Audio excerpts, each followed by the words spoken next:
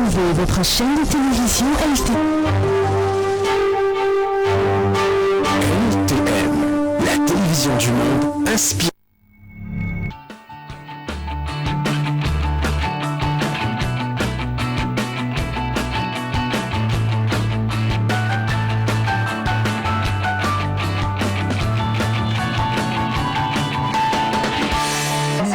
Je suis ambitieuse, mais pas jusqu'à piétiner les autres. On va commencer l'émission. Ok. Alors, je veux dire, habituellement, cette émission commence avant l'heure, parce que sur ce plateau, les débats commencent sur plusieurs informations qui ont marqué l'actualité cette semaine, notamment le cas de la falaise de Tchon à Santou, un camion transportant 3 morts et 29 personnes blessées, transportées à l'hôpital régional de Bafoussam. On en reparle. On a vu la descente du gouverneur de la région de l'Ouest sur le terrain, notamment aussi on parle des responsabilités partagées. La douane camerounaise pointée du doigt quant au suivi, au contrôle des différents ponts des Lions. À prime pour les demi-finales, une qualification entachée par la réclamation, les revendications qui sont proposées passer avant cette rencontre au stade de Giacouma, mais belle rencontre. Belle qualification qui revient de prime spéciale décidée en 2009 par le président de la République, s'élevant à près de 2,6 milliards de francs CFA. Voilà le troisième sujet de cette émission. Dibobet, bienvenue sur le plateau de Politiquement Correct. Merci, bonjour. Bonjour aux milliers de téléspectateurs de LTN. Bonjour à mes copanélistes. Particulièrement bonjour à ma co-listée aux élections législatives, la camarade Ngomoma Catherine. C'est la première fois dans cette émission Politiquement Correct. La première fois dans cette émission, la première fois à la télévision LTN. D'accord. L'introduction, après l'introduction, c'est directement la revue de presse parce que c'est la première articulation de cette émission. Et je voudrais qu'on prenne ensemble le quotidien Le Messager. Le Messager cette semaine qui est revenu sur l'affaire Mendozi et le silence de Paul Biya, alors que l'ex-DG de la chaîne nationale a annoncé, bien sûr, a demandé que le président de la République l'aide et qu'il soit sensible à sa situation, pas d'un cas de maladie. Et le journal revient sur l'insensibilité et le silence du président de la République vis-à-vis de l'ex-DG de la CRTV. Il y a d'ailleurs matière à se questionner sur les actes posés par l'opération hypergine, parce que on ne peut pas faire une opération à tête chercheuse. C'est-à-dire à un moment où vous avez ceux qu'on libère sous prétexte qu'ils ont remboursé de l'argent. Vous avez ceux qu'on met dans des avions médicalisés sous prétexte qu'ils sont malades. Et vous avez ceux qu'on laisse croupir en prison. On se questionne vraiment pourquoi. Pourtant, comme les autres, tous ont servi la République. Comme les autres, partiellement ou entièrement de rembourser ce qu'on leur reprochait d'avoir soustrait. Il est donc incompréhensible qu'on voyait donc un aîné comme celui-là qui n'a pas dansé autant. Parce que lorsque vous engagez les fonds du trésor public camerounais, pose carrément des sérieux problèmes dans la qualité de la justice camerounaise, dans son action même, dans les décisions du président. Et là, il faut donc questionner ceux qui entourent le président. Comment est-ce qu'il lui présente les sujets? Comment est-ce qu'il lui présente les actions qu'il doit mener et le timing des actions, comment est-ce qu'il doit les poser? Ça pour les autres et qu'il puisse retrouver sa santé. Allez, on va rapidement, merci de cette information ensemble tout au long de cette émission jusqu'à 13h. On va rapidement prendre le deuxième invité de ce matin, dimanche. Il s'agit de Célestin Diamène, c'est un habitué de ce plateau. Bonjour Monsieur Célestin, bienvenue sur le plateau. Bonjour. À chaque fois que je suis disponible, que je suis à Douala, évidemment, je réponds très favorablement à votre émission. C'est une émission maintenant qui a pignon sur rue au Cameroun et je suis très ravi d'être là aujourd'hui. Voilà, et on va dire quand même que vous avez reçu un prix. Oui. C'était hier. Tout à fait. Vous êtes l'homme politique de l'année. Absolument, j'ai le privilège d'être primé par une organisation camerounaise de la diaspora basée en Europe et plus spécialement en Belgique, qui scrute assez scrupuleusement nos activités politiques au quotidien, ainsi que d'ailleurs la production des médias, en tout cas dans les émissions politiques au Cameroun. Donc à cette issue-là, j'ai eu donc le privilège d'être nominé d'abord parmi les hommes politiques de l'année 2020 Et ensuite, hier, vous l'avez rappelé, j'ai donc été désigné comme l'homme politique de l'année. Donc, je remercie très modestement cette organisation, ensuite, ainsi que tous les téléspectateurs qui, au quotidien, nous apportent leur observation, leur vision sur le comportement des hommes politiques en général. Parce que je pense qu'on a besoin quand même d'apporter aux téléspectateurs la compréhension et les clarifications nécessaires pour une meilleure édification de la chose publique. Parce que tous, pour autant que nous sommes, nous avons envie quand même que les Camerounaises et les Camerounais comprennent les enjeux, n'est-ce pas, de notre société. Et je crois pouvoir dire que sans trop être prétentieux que depuis 25 ans aujourd'hui, j'apporte ma très modeste contribution à l'effort de construction d'une conscience politique au Cameroun. C'est important que les gens puissent comprendre les enjeux. Avant même d'aller voter, l'électeur a besoin de comprendre pourquoi il vote et pour qui il vote, de savoir lire un programme politique. Mais il faut l'éduquer à ça. Je crois qu'LTN participe aussi à la construction de cette conscience politique qui est nécessaire pour pouvoir faire de nos citoyens des citoyens éclairés, des citoyens consciencieux, des citoyens exigeants par rapport aux chefs de partis politiques, par rapport au programme politique. Donc ce prix, je le suppose, a plutôt vocation à pousser, n'est-ce pas, les hommes politiques, les femmes politiques, à être un peu plus meilleurs qu'ils ne l'étaient avant. Et ça, c'est pas inutile non plus. Donc, ce prix a un sens. Quand vous parlez de meilleur, vous faites allusion à quoi, par exemple? Bien sûr, à tous les comportements politiques. Je veux dire que la politique, c'est un peu des invectives. La politique, c'est des débats. Parfois virulents, mais c'est des débats où on apporte de la contradiction, on apporte de l'éclairage. On n'est pas là pour caresser les gens non plus. On n'est pas là pour insulter. Ça n'apporte rien à celui qui nous regarde. Du tout. On a envie de comprendre. Quand une thématique, par exemple, pour gré des enseignants, le décret des chefs de l'État a dit quoi? Pourquoi est-ce qu'ils ne sont pas payés? Que fait le ministre femme de mots, etc. Et est-ce qu'il y a une prime spéciale, etc. Il faut qu'ils comprennent les enjeux. Quand ils branchent leur télévision, c'est pour comprendre de quoi ils en retournent. Donc nous devons aller apporter cet éclairage-là.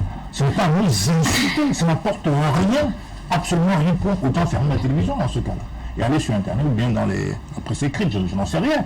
Mais je veux dire que l'impact de ce type de prix, de remise de prix, pour moi, doit avoir une vocation à améliorer toute la classe politique. Et même les médias, parce qu'en vérité, vos questionnements, vos thématiques sont aussi utiles, n'est-ce pas? Ça donne l'occasion aux hommes politiques pour débattre. Le PCRN est là, le MRC est là, je suis là aujourd'hui, pour apporter des visions peut-être croisées ou peut-être homogènes, d'une question précise. Et eux qui nous regardent, ils notent aussi. Ils ont envie de faire notre télévision en disant « j'ai suivi une bonne émission, j'ai appris quelque chose ». C'est ça aussi l'impact positif de ce genre de remise de prix. Donc c'est comme ça que je vois les choses. Alors, en 30 secondes, 40 secondes, je voudrais que vous réagissiez sur la première articulation de cette émission, notamment la revue des grandes unes, et on parle du quotidien qui est revenu sur l'opération de contrôle préventif menée par les éléments de la 5e région de gendarmerie où 4 terroristes ont été neutralisés. Le journal revient aussi sur cette guerre dans le Nozo où les ministres camerounais, 4 au total, sont interdits de séjour à Paris. Interdit de séjour à Paris, par qui? Alors, je pense qu'il est important de savoir que nous avons une guerre, je ne dirais pas civile, mais on a une crise politique grave au Cameroun. La crise du Niger, je dis, aurait pu être évitée s'il y avait davantage de dialogue depuis 2015. Malheureusement, les autorités n'ont pas pris, à mon sens, les bonnes résolutions, ce qui fait que la crise s'est aggravée. Aujourd'hui, on en arrive au crépitement des armes. Donc, ça conduit à des accusations plus ou moins fondées, notamment au niveau des accusations qui ont eu lieu, les plus graves, vous les connaissez, à Kumba, où les enfants innocents, les âmes innocentes ont été massacrés, il y a eu Garbou, il y a eu... Exactement. Donc là, ça crée des suspicions de part et d'autre. Mais notre intérêt à tous, c'est enfin que les deux régions l'expression anglaise du Cameroun puisse retrouver la paix et la sécurité. Je crois que nos militaires font leur travail, et rien que leur travail. Dans l'armée, il y a des gens de toute ethnie, de toute tribu. Il faut leur apporter notre soutien le plus absolu, sans aucune espèce de réticence ni réserve, parce qu'ils meurent tous les jours. Bien sûr, il y a des morts de l'autre côté aussi, ça veut dire qu'il y a des familles qui sont endeuillées. Mais je veux dire que l'armée est là pour protéger le territoire et pour amener la paix et la sécurité. Ils ont un rôle qui est au-dessus du rôle de maintien de l'ordre. Ils sont là pour des questions de crise grave, et c'est le cas dans le Nozo. Maintenant, les effets collatéraux, que les ministres soient interdits en France ou ailleurs, ça n'a absolument aucune espèce d'importance. Les problèmes camerounais sont posés par les Camerounais, les solutions seront forcément camerounaises. C'est la raison pour laquelle je continue de dire qu'il faut encourager le dialogue inter-camerounais. On n'a pas besoin de se retrouver à Genève, à Paris ou à Washington pour régler nos problèmes. C'est à notre portée. On peut le faire. Moi, j'ai côtoyé pendant 10 mois M. Ayoub Kadé en prison. Et je peux vous dire qu'avec tout son gouvernement, c'est quand même l'un des personnages, pardonnez-moi l'expression, les plus modérés. Quand j'écoute Ayoub Kadé et les autres, je dis Ayoub Kadé est quasiment un enfant de cœur. Donc je pense que s'il y a une petite fenêtre qui peut s'ouvrir, on peut dialoguer avec ces gens-là. Ils peuvent revenir en raison. Ce qui est sûr, c'est que la sécession ne peut pas être une option pour les Camerounais, en tout cas pour l'homme politique que je suis. Il y a un Cameroun. Il y a des gens qui nous ont précédés. Mounier, Ouniobe, Afan, Roussende, Wandji. Ils sont venus pour nous. On a le devoir de continuer ce combat-là. Donc ces martyrs-là, leur sang se réveille en nous, parle en nous. Donc il est important de comprendre qu'aujourd'hui, on n'a pas envie de comprendre, de discuter avec des gens qui veulent la sécession ou bien la division du Cameroun. Ça, l'option est claire. Maintenant, est-ce que cela nous empêche de tendre la main à ceux qui veulent revenir à la raison? Moi je dis non, il faut y aller. On ne dialogue pas avec ses amis, puisque par définition, on est des amis, donc on se comprend sur l'essentiel. On dialogue avec ses ennemis, avec ses adversaires. C'est ça le but d'aujourd'hui. Donc, si M. Ayoub Kadé revenait à de meilleurs sentiments, ce qui semblerait être le cas, puisque lors, au mois de juin 2020, il m'a semblé être un peu enthousiaste par rapport à l'ouverture au semblant de dialogue qui avait été initié par je crois, la primature, en tout cas par les autorités camerounaises. Donc, il y a eu un frémissement. Il n'était plus opposé. Donc, la moindre petite brèche doit nous permettre de nous ranger dans cet espace et pour pouvoir tirer des solutions éventuelles. On ne peut pas rester comme ça, la guerre continue, c'est des groupuscules, il y a plusieurs chefs, et il y a des morts tous les jours, des familles sont endeuillées. Donc qu'est-ce qu'il y a lieu de faire? Il y a lieu de se mettre sur place, se dire mais finalement, on s'est battu, on s'est crevé les yeux, maintenant est venu l'heure de la réconciliation et l'heure du dialogue. Par conséquent, il est important que les Camerounais comprennent les uns les autres que le but, ce n'est pas de saigner les familles, d'endeuiller les familles. C'est de se dire, effectivement, cette guerre, madame, où ça s'arrête. Il y a des ressources économiques qui peuvent être activées de part et d'autre. Vous savez, par exemple, il y avait une espèce de Silicon Valley à Boya, l'université est quasiment fermée, il n'y a plus de recherche, etc. Donc ça impacte très négativement l'économie, la recherche et donc l'éducation. Et c'est grave pour une nation. On ne peut pas être réduit à 8 régions sur 10. Les 2 régions sont quasiment en berne aujourd'hui. Donc la paix a des résonances non seulement sociales, mais également économiques. Il faut aller dans le sens du dialogue. Rien n'est à désespérer. Et toujours dans le sens du dialogue, on parle justement de la réaction des chefs de la région de l'Ouest Cameroun. Et c'est avec cette information que je vous ai introduit. Madame Bateki, vous êtes la représentante du mouvement pour la Renaissance du Cameroun, le MRC. Alors, cette semaine, bonjour déjà, c'est important de le dire. Bonjour et bienvenue sur le plateau de Politiquement Correct. Bonjour. Alors, avec vous, je veux comprendre la réaction du journal Le Jour. Et Le Jour qui parle justement de cette réaction du chef Sokoudou en parlant de la chaîne de solidarité autour du chef Sokoudou. Une mobilisation du moment avec la sortie du préfet qui annonce une interdiction de manifestation allant du 29 janvier au 31 janvier. Est-ce que aujourd'hui des observateurs politiques parlent du fait qu'on doit se mobiliser par une mobilisation d'énergie pour résoudre et trouver des solutions à cette crise? C'est pas le moment de faire des interdictions ou de créer des fissures ou des failles dans cette mouvance qui est en train d'être mise sur pied. Déjà, quand on parle du roi Sokoudou, ses actions ne concernent pas le MRC. C'est une information. Oui, ça concerne le garant de la tradition. Un garant, parce que quand on dit le garant, il n'est pas le seul. Ça concerne un garant de la tradition et qui, pour lui, se dit, bon, voilà, si on entre dans nos traditions, qu'on invoque les ancêtres, comme l'a dit tout à l'heure Célestin, les Mounier qui sont morts, les Ernest Wandji, les Ouniobe, que ça pourra apporter une solution à la crise que vit le Cameroun aujourd'hui. Parce qu'on a les gens qui meurent des deux côtés. Il y a ceux qui sont de la police, les militaires. Il y a les militaires qui meurent. et innocents, les civils qui sont tués tout le temps. Ça devient déjà un peu embêtant parce que tout le temps on est confronté, tous les jours on a des nouvelles pour nous. C'est-à-dire il n'y a pas eu de guerre, tellement eux, ils se sont sacrifiés pour nous. Et si on pouvait éviter cette guerre pour que le Cameroun revienne dans la paix, parce que si ton frère qui est dans le Nozo, qui est un Camerounais comme toi, meurt, c'est toi aussi qui es endeuillé, ou à Sokoudjou, qui sont d'accord que oui, il faut qu'on fasse quelque chose pour que la guerre s'arrête. Bon, mais il y a ceux qui se disent, oh, ça, c'est la politique et qu'il faut laisser le temps à la politique. D'autres vont même aller vous dire, bon, quand Dieu va décider que la guerre s'arrête, ça va s'arrêter. Donc, ça crée ce Moudjou en tant qu'un roi de l'Ouest où la communauté de l'Ouest est plus ancrée dans la tradition.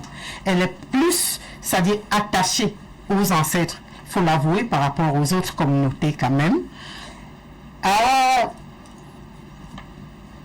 ce pouvoir, à cette latitude d'en appeler à tout le monde, c'est-à-dire, parce que la tradition, nous sommes tous des Bantous, c'est-à-dire que tu sois de l'Ouest ou du Nord ou du Sud, donc il peut appeler tout le monde comme il l'a fait hier, et qu'on essaye de voir si ça peut aider.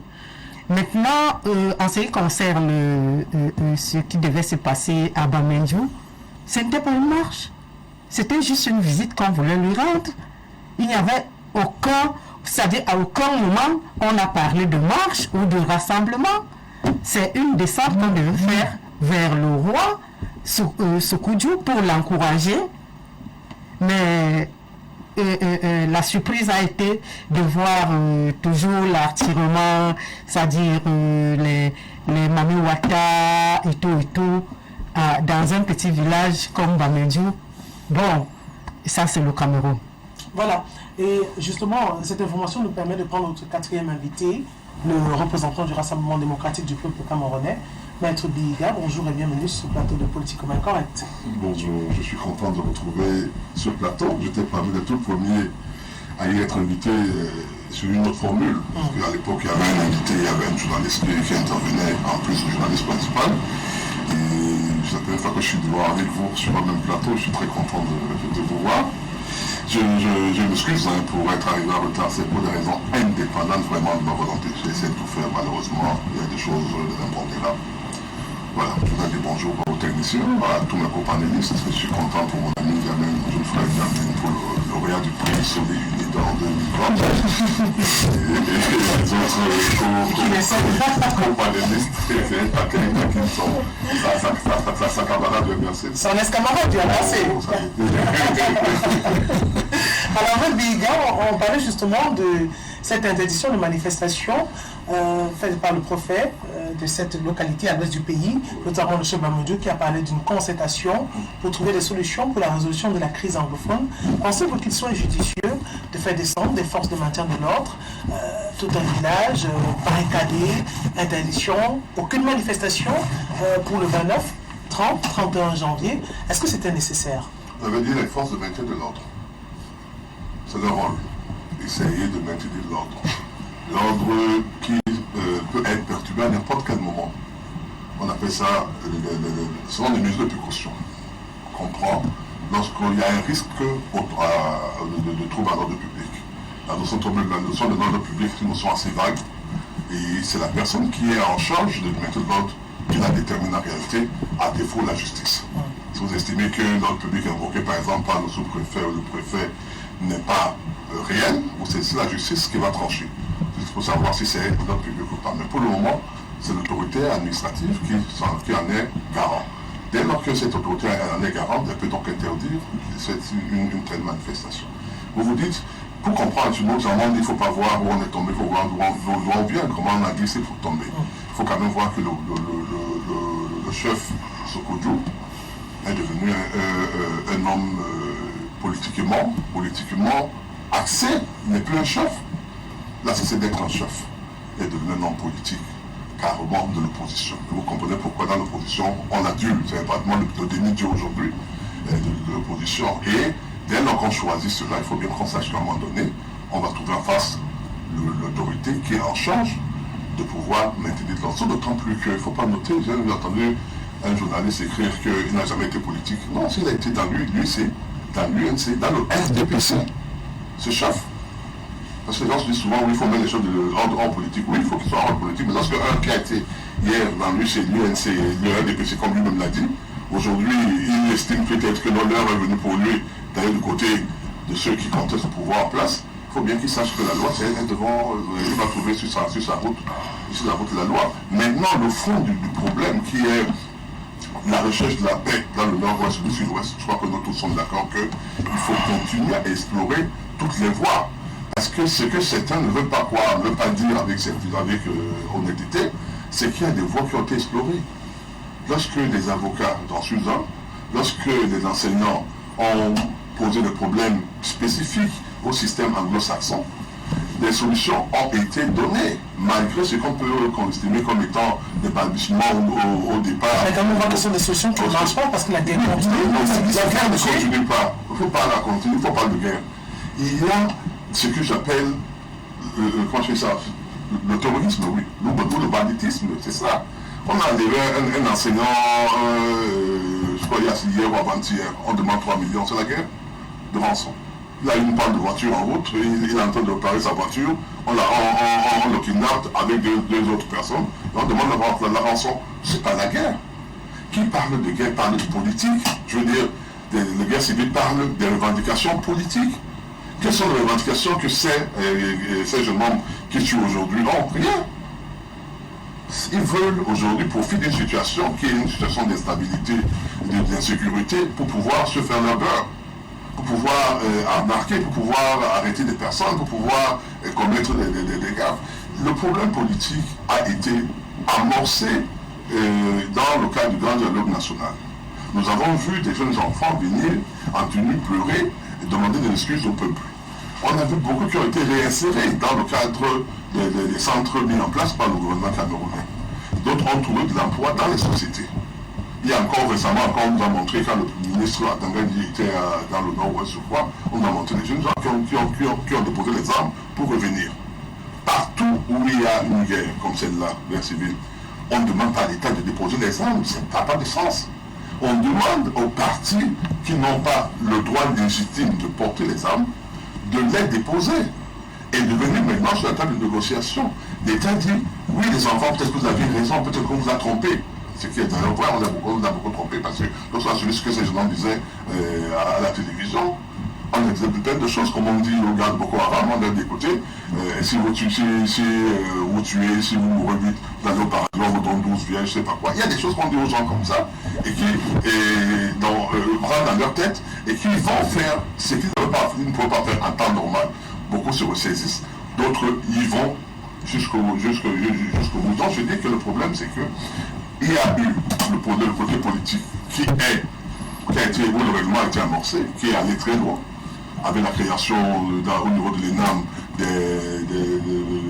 d'une section du Common Law, du Common Law, au niveau de la Cour suprême, au niveau il y a des ministres de réclamation que nos frères du Nord commission du bilinguisme. Oui, le bilinguisme. Il y a des ministres qui ont eu des responsabilités de ministère de souveraineté, comme ministre de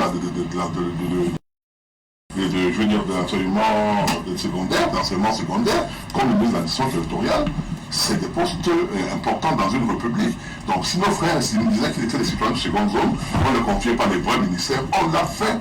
Donc il y a beaucoup de réclamations qui ont été... C'est justement les revendications qui estiment que la considération ne s'est mise pas juste à des postes ministériels ni à des nominations, qu'il y a des problèmes bien réels. Ils ont parlé de marginalisation.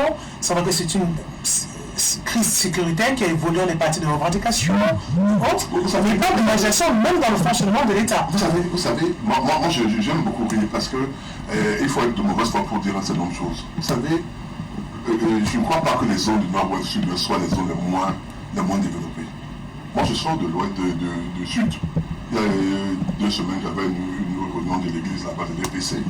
à Kungulu. Kungulu, c'est, pour ceux qui connaissent le professeur Eno Belinga, c'est son village. C'est à 50 km de Saint-Mélima, mais en fait c'est dans le département de la ville, dans l'arrondissement de Magané. Il n'y a pas de bitume. On a fait 15 minutes, on vivait en poussière, il n'y avait pas de poussière, il n'y avait pas de lumière, il n'y avait pas, il y avait quelques porages d'eau, il n'y avait pas de téléphone. Il fallait choisir un endroit comme quand je vais chez moi dans mon village pour trouver un endroit pour m'appeler. Ça veut dire que les problèmes de Camerounais sont réels partout. Les problèmes de route, le problème d'alimentation en électricité, les problèmes tous ces problèmes sont réels. Ils sont réels au nord, au sud-ouest, ou ils sont réels à l'ouest, un peu moins à l'ouest d'ailleurs, ils sont réels ou à l'est, ils sont réels au littoral dont moi je suis originaire. Juste récemment pour aller chez moi, je passais par l'ouest, je suis à 220 km de Douala. Pour aller chez moi, je pars par Douala, je passe par Konsaba, Bafan, Bagante, Tonga, Makenine, Ndiki, pour arriver chez moi. Je suis à 20 km, 220 km ici. Vous pouvez imaginer ça. Je suis le Dôme. C'est un problème réel. Aujourd'hui, le goudron est arrivé par Yaoundé, mais je veux dire que c'est un problème réel que beaucoup de Camerounais vont vous dire. Est-ce pour autant que nous n'avons pas les armes pour dire que nous sommes marginalisés? Non. Je dois terminer par là. Prenez le cas c'est des cas qui se ressemblent. Le Togoland et le Cameroun anglophone. C'est deux cas qui se ressemblent. C'est deux ex-colonies allemandes, territoire allemand, confiées à ceci des nations après la guerre mondiale. Le Togoland est dans le Ghana. Ils parlent la même langue. Ils ont la même culture. C'est-à-dire, ils sont anglo-saxons. Tous. Mais ils réclament leur indépendance. Vous regardez un pays comme la Casamance, comme le Sénégal, avec la Casamance, ils parlent la même langue. Ils sont tous pratiquement pas le Wolof comme langue vernaculaire nationale. Mais eux également ont demandé ils réclament leur indépendance. Donc les veillées sécessionnistes ne sont pas forcément liés à la mauvaise gouvernance ou à une marginalisation. Parfois, ça découle d'une, ce que je pourrais appeler, soit d'une incompréhension, soit d'une manipulation. Des personnes qui ont intérêt, par exemple, à prendre leur pays, se disent, si aujourd'hui on divise le Cameroun, moi je suis président de la République d'Ambazonie, nous qui sommes là, nous n'aurons plus de chance de pouvoir accéder au ministère, etc., etc. Et c'est pour cette raison que vous voyez que la bataille qui se fait aujourd'hui. Kylian disait que les Camerounais anglophones disaient que nous, les francophones, nous n'aimons pas parler anglais, nous n'aimons pas, on nous appelle les anglos, nous appelons enfin les propres, nous n'aimons pas parler leur langue. Aujourd'hui, la majorité des enfants francophones parlent anglais, font des écoles en anglais. La majorité aujourd'hui, il ne faut pas dire majorité, une très bonne partie. Et c'est nos frères de l'Ouest, je veux dire du Nord-Ouest et de l'Ouest, qui se plaignent aujourd'hui en disant que nous sommes en train de vouloir prendre leur place.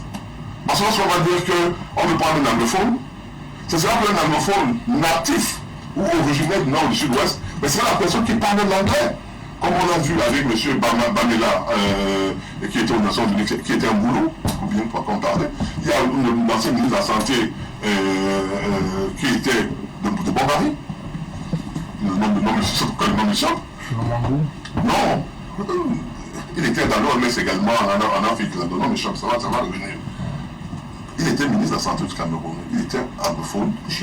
Purement anglophone, mais de Bombari. Je veux dire donc qu'en réalité, il faut que les politiciens cessent de manipuler les populations. Les Camerounais ont des problèmes qui doivent être réglés par le gouvernement, c'est leur rôle. Mais qu'on ne prenne pas une différence linguistique née d'un accident de l'histoire pour en créer un problème qui ne peut pas être résolu. Merci de vos différentes interventions pour cette première partie de cette émission. On va prendre tout de suite le premier sujet à débat. Il s'agit de la grève des enseignants du supérieur dans les 8 universités d'État du Cameroun. Ceux-ci revendiquent des primes liées à des primes spéciales pour la modernisation de la recherche, un appui spécial qui se totalise, on va dire, ce chiffre à près de 2,6 milliards de francs CFA. Et je commence par vous, monsieur Ita. Juste une seconde. Je parlais du professeur Godlip Nobel, mon ami. Ok, c'est enregistré. Alors, je commence par vous, monsieur Ita, sur la question justement de cette grève des enseignants du supérieur, des enseignants de l'université d'État qui réclament justement des primes spéciales de la recherche. On l'a vu, le constat a été fait dans plusieurs universités, notamment à Douala, où les amphithéâtres étaient vide, les enseignants étaient absents, les élèves, les étudiants sont venus, il n'y avait pas de cours. Alors comment expliquer cela, mais surtout le retard de la sortie du ministre des enseignements supérieurs, du ministère des enseignements supérieurs, qui a réagi sur la question, qui a annoncé justement des paiements pour le 28 janvier. Jusqu'à aujourd'hui, aucune nouvelle sur la question. Pour comprendre très bien la problématique, on peut revenir sur le cas du Nozo qu'évoquait le co-panéliste à ma gauche. Parce que les problèmes, les problèmes du Cameroun, l'État les résout. Je vais vous donner un exemple. Vous êtes chez vous, l'enseignant vous appelle pour vous dire que votre enfant vient de se casser le pied. Et on vous demande d'apporter peut-être un anti-inflammatoire. Vous n'y allez pas. 2 heures de temps après, on vous appelle pour vous dire que le pied de votre enfant est tellement en train d'enfler qu'on n'est plus au niveau de l'anti-inflammatoire. Il faut venir très rapidement parce qu'on est en train de l'amener à l'hôpital. C'est à ce moment-là que vous l'avez sur vous et vous commencez à vous rendre à l'hôpital. Quand vous arrivez à l'hôpital, vous trouvez que le cas était tellement extrême que les médecins l'ont mis en urgence et il est passé au bloc opératoire. C'est à ce moment-là que vous vous pointez à l'entrée de l'hôpital et vous commencez à vous alarmer que votre enfant. Et quand, pendant cette opération-là, se passe quelque chose de pas très correct, bien un incident et que l'enfant décède, alors vous venez dans les médias et puis vous commencez à pleurer. C'est exactement comme ça que réagissent nos gouvernants. C'est comme ça qu'ils réagissent. C'est-à-dire qu'il y a un problème qu'ils commencent à la base, au lieu de le prendre à ce moment-là et de le résoudre, on le laisse traîner. On le laisse traîner parce que chez nous, on a érigé, comme ils les appellent dans le gouvernement, monsieur Jacques Fameux dont vous disiez, qui sont les créatures de l'Éternel, donc de celui qui les a créés. Les enseignants, ce n'est pas aujourd'hui, ça ce n'est pas le premier mouvement qu'ils amorcent. Je crois qu'en 2020, ils ont émis une correspondance au ministre de l'Enseignement supérieur, lui rappelant que les primes n'étaient pas payées, les primes de recherche n'étaient pas payées. À ce moment-là, quand vous prenez 2020 plus 2019, 2020, ça fait près de 4 milliards de francs. Mais là, ils réclament surtout celles de 2020 qui sont de 2,6 milliards de la recherche. Et lorsque vous voyez donc l'État réagir et le ministre de vous dire que le problème, c'est un retard dû par le MINFI dans le jugement des priorités, de blocage, ça ne s'explique pas. Dans ce cas, quels sont ceux qui souffrent pendant que les enseignants sont en grève? Ce sont les Camerounais. Les jeunes Camerounais. On sait que c'est l'école qui a permis au Cameroun d'être aujourd'hui là où il est. On sait que c'est grâce à l'école et au travail des enseignants que le nom du Cameroun est écrit aujourd'hui dans le livre des nations. On ne peut donc pas jouer autant avec l'éducation des enfants. Quand vous voyez donc, on arrive à cette démarche-là, qui n'est pas bonne. Et le ministre vous dit non, je paye. On est même dans des films de Rambo, ou comment on appelle cet acteur-là. On vous promet des choses, on vous dit je paye tel jour, et puis on ne paye pas, on attend que vous réagissez, qu'on voit comment vous réagissez pour qu'on sorte les Mami Wata et qu'on vous dise que non, il n'y a pas droit à la grève, il n'y a pas droit à la marche, ici on ne doit rien réclamer, on doit attendre que l'État vienne. Est volontaire. On ne peut ne pas le penser, parce que l'État a le temps de planifier tout ce qui est des dépenses liées à ces budgets-là. Il savait qu'il doit payer ses primes. C'était connu de tous. Ce n'est pas nouveau. Maintenant, qu'on laisse ça traîner, qu'on laisse pourrir la situation, que les enseignants entrent en grève et qu'on commence à les stigmatiser, parce que là-dedans, on est en train de stigmatiser, on commence à rechercher dedans, on pense que non, tel, c'est un militant de tel parti, tel, c'est autre, tel, ils veulent ramener la lutte politique au niveau du système éducatif. Non. Nous pensons que l'État peut résoudre ce problème et le ministre Jacques Fameux, nous avons vu débloquer des milliards pour des situations qui n'étaient pas aussi graves que la grève des enseignants. Nous avons débloqué des milliards pour aller résoudre des problèmes qui n'étaient pas aussi graves. Je pense qu'une volonté politique résolvait le problème. Nous sommes aujourd'hui le 31, qu'il faut carrément revoir le système éducatif, le planifier. Quand vous voyez même les salaires que réclament ou les primes que réclament ces enseignants-là, c'est les primes les plus bas dans les pays francophones. C'est les enseignants les plus mal payés dans les pays francophones. Parce que lorsque vous prenez le PIB, vous avez l'impression que leurs salaires sont très bons, mais lorsque vous les ramenez, vous les ramenez aux monnaies de change des pays développés, vous constatez que c'est dérisoire ce qu'on leur donne. Donc on ne peut donc pas penser 4 000 milliards pour construire un stade, qu'on sort des milliards de francs pour préparer une CAN qui est repoussée et qu'on continue à sortir de l'argent pour ça. Vraiment, nous pensons que... L'État, parlant justement du paiement de la 4e tranche annuelle de ces primes de recherche, hormis justement, ils ont évoqué les grévistes enseignants dans ces universités d'État-là. Oui, malheureusement, ce n'est pas un problème nouveau, parce qu'évidemment, depuis le temps qu'on parle de la recherche au sein de nos universités, j'ai toujours plaidé pour une recherche accentuée. Parce qu'en fait, quand on envie les pays développés, c'est bien parce qu'ils ont la technologie. La technologie vient de quoi? Ça vient de la recherche. Les gens qui sont dans les universités d'excellence, il faut donc encourager. C'est pas pour faire rétention. Ce genre d'initiative me semble extrêmement criminel. Il faut encourager la recherche. Le Cameroun a envie de s'affranchir des impérialistes des nations occidentales qui croient qu'ils doivent perdre, je veux dire, le pouvoir, comment dire souvent, le pouvoir, l'idéologie. C'est fini ça. Nous sommes à la fin des idéologies politiques et même économiques. Nous sommes dans une réflexion, la prime, c'est ça pour la recherche, qui a été décidée par le chef de l'État depuis 2009. C'est quand même. Donc ça fait quand même pratiquement 11 ans. Donc on ne comprend pas pourquoi aujourd'hui la 4e tranche n'est toujours pas environ 385 000 francs CFA par trimestre au Cameroun. Les professeurs agrégés sont à 1 million de francs par trimestre. Les maîtres, les chargés de cours sont à, je crois, 680 000 francs, etc. Nos conférences, on est passé par des enseignants qui nous ont marqués. L'enseignement est une vocation, c'est une mission pour les enseignants. On doit d'abord les respecter, on doit les valoriser. Et a fortiori ceux qui sont à l'enseignement supérieur. C'est très important. On ne peut pas s'amuser avec cela. Il faut donc que moi je décrète, il doit impérativement être respecté. Le président décide, ses collaborateurs exécutent. Nous sommes quand même dans une république. Mais comment on demande quand même depuis 11 ans, on ne comprend pas l'exécution. Le ministre, mais justement, je rappelle que moi j'étais conseiller municipal de la première notamment. Il se trouve qu'il y a eu un décret en 2016 par exemple pour le paiement des salaires des maires et des conseils municipaux. C'était une innovation. Eh bien, un décret en droit a un effet immédiat. Le chef de l'État a parlé. Vous devez exécuter. Aujourd'hui, il faut quand même une espèce de réinsertion. Il faut remettre sur pied une autre philosophie de l'État. L'État doit s'affirmer par son autorité. Le chef de l'État, c'est l'autre exemple. On aura besoin que quand le chef de l'État issu des rangs d'opposition, par exemple, s'exprime, qu'il sorte un décret, il faut que ce soit exécuté parce qu'on veut réformer le Cameroun, par exemple. Le chef de l'État actuel, c'est pareil.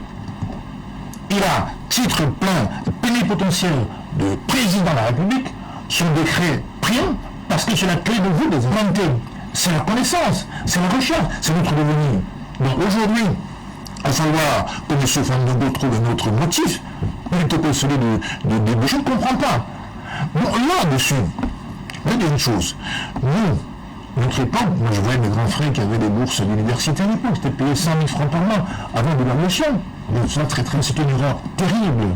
On a besoin de chercheurs à l'université. On a besoin de cesser d'être des consommateurs planétaires, perpétuels. C'est-à-dire qu'on consomme tout, on ne produit rien, pas parce qu'on n'a pas de talent. Les Camerounais sont parmi les Africains un vivier de talent dans toutes les universités. Vraiment, je comprends la grève des enseignants. Et il faut même qu'ils continuent à faire grève parce qu'en vérité, si c'est la seule manière pour conscientiser, pour faire prendre conscience qu'ils doivent être encouragés, il faut bien le faire.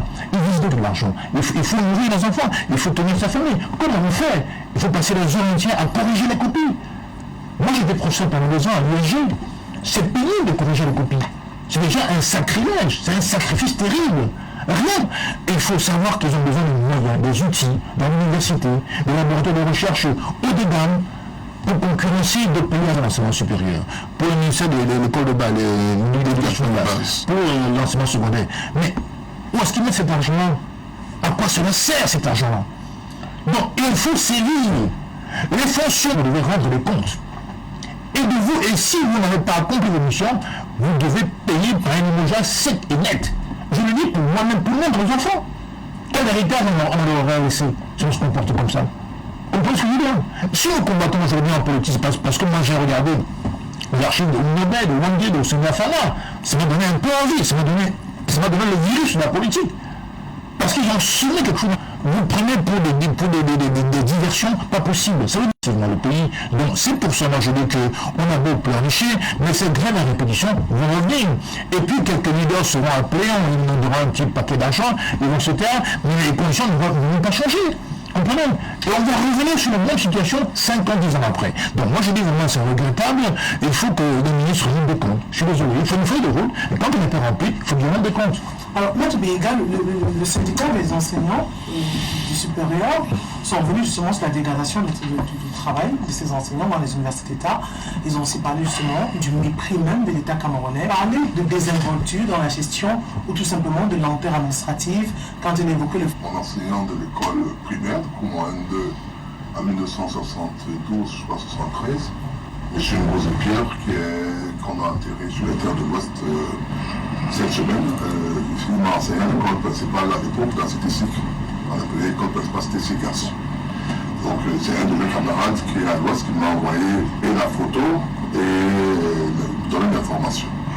Je voudrais répondre quelque chose qui, je crois que certaines ne sont pas totalement exactes. Il n'y a pas depuis 11 ans qu'on n'a pas payé des primes. Quatrième tranche. Quatrième tranche, c'est-à-dire c'est la dernière tranche. Ça veut dire que pendant 11 ans on a payé. Et même cette année on a payé, il reste une quatrième tranche. Ça règle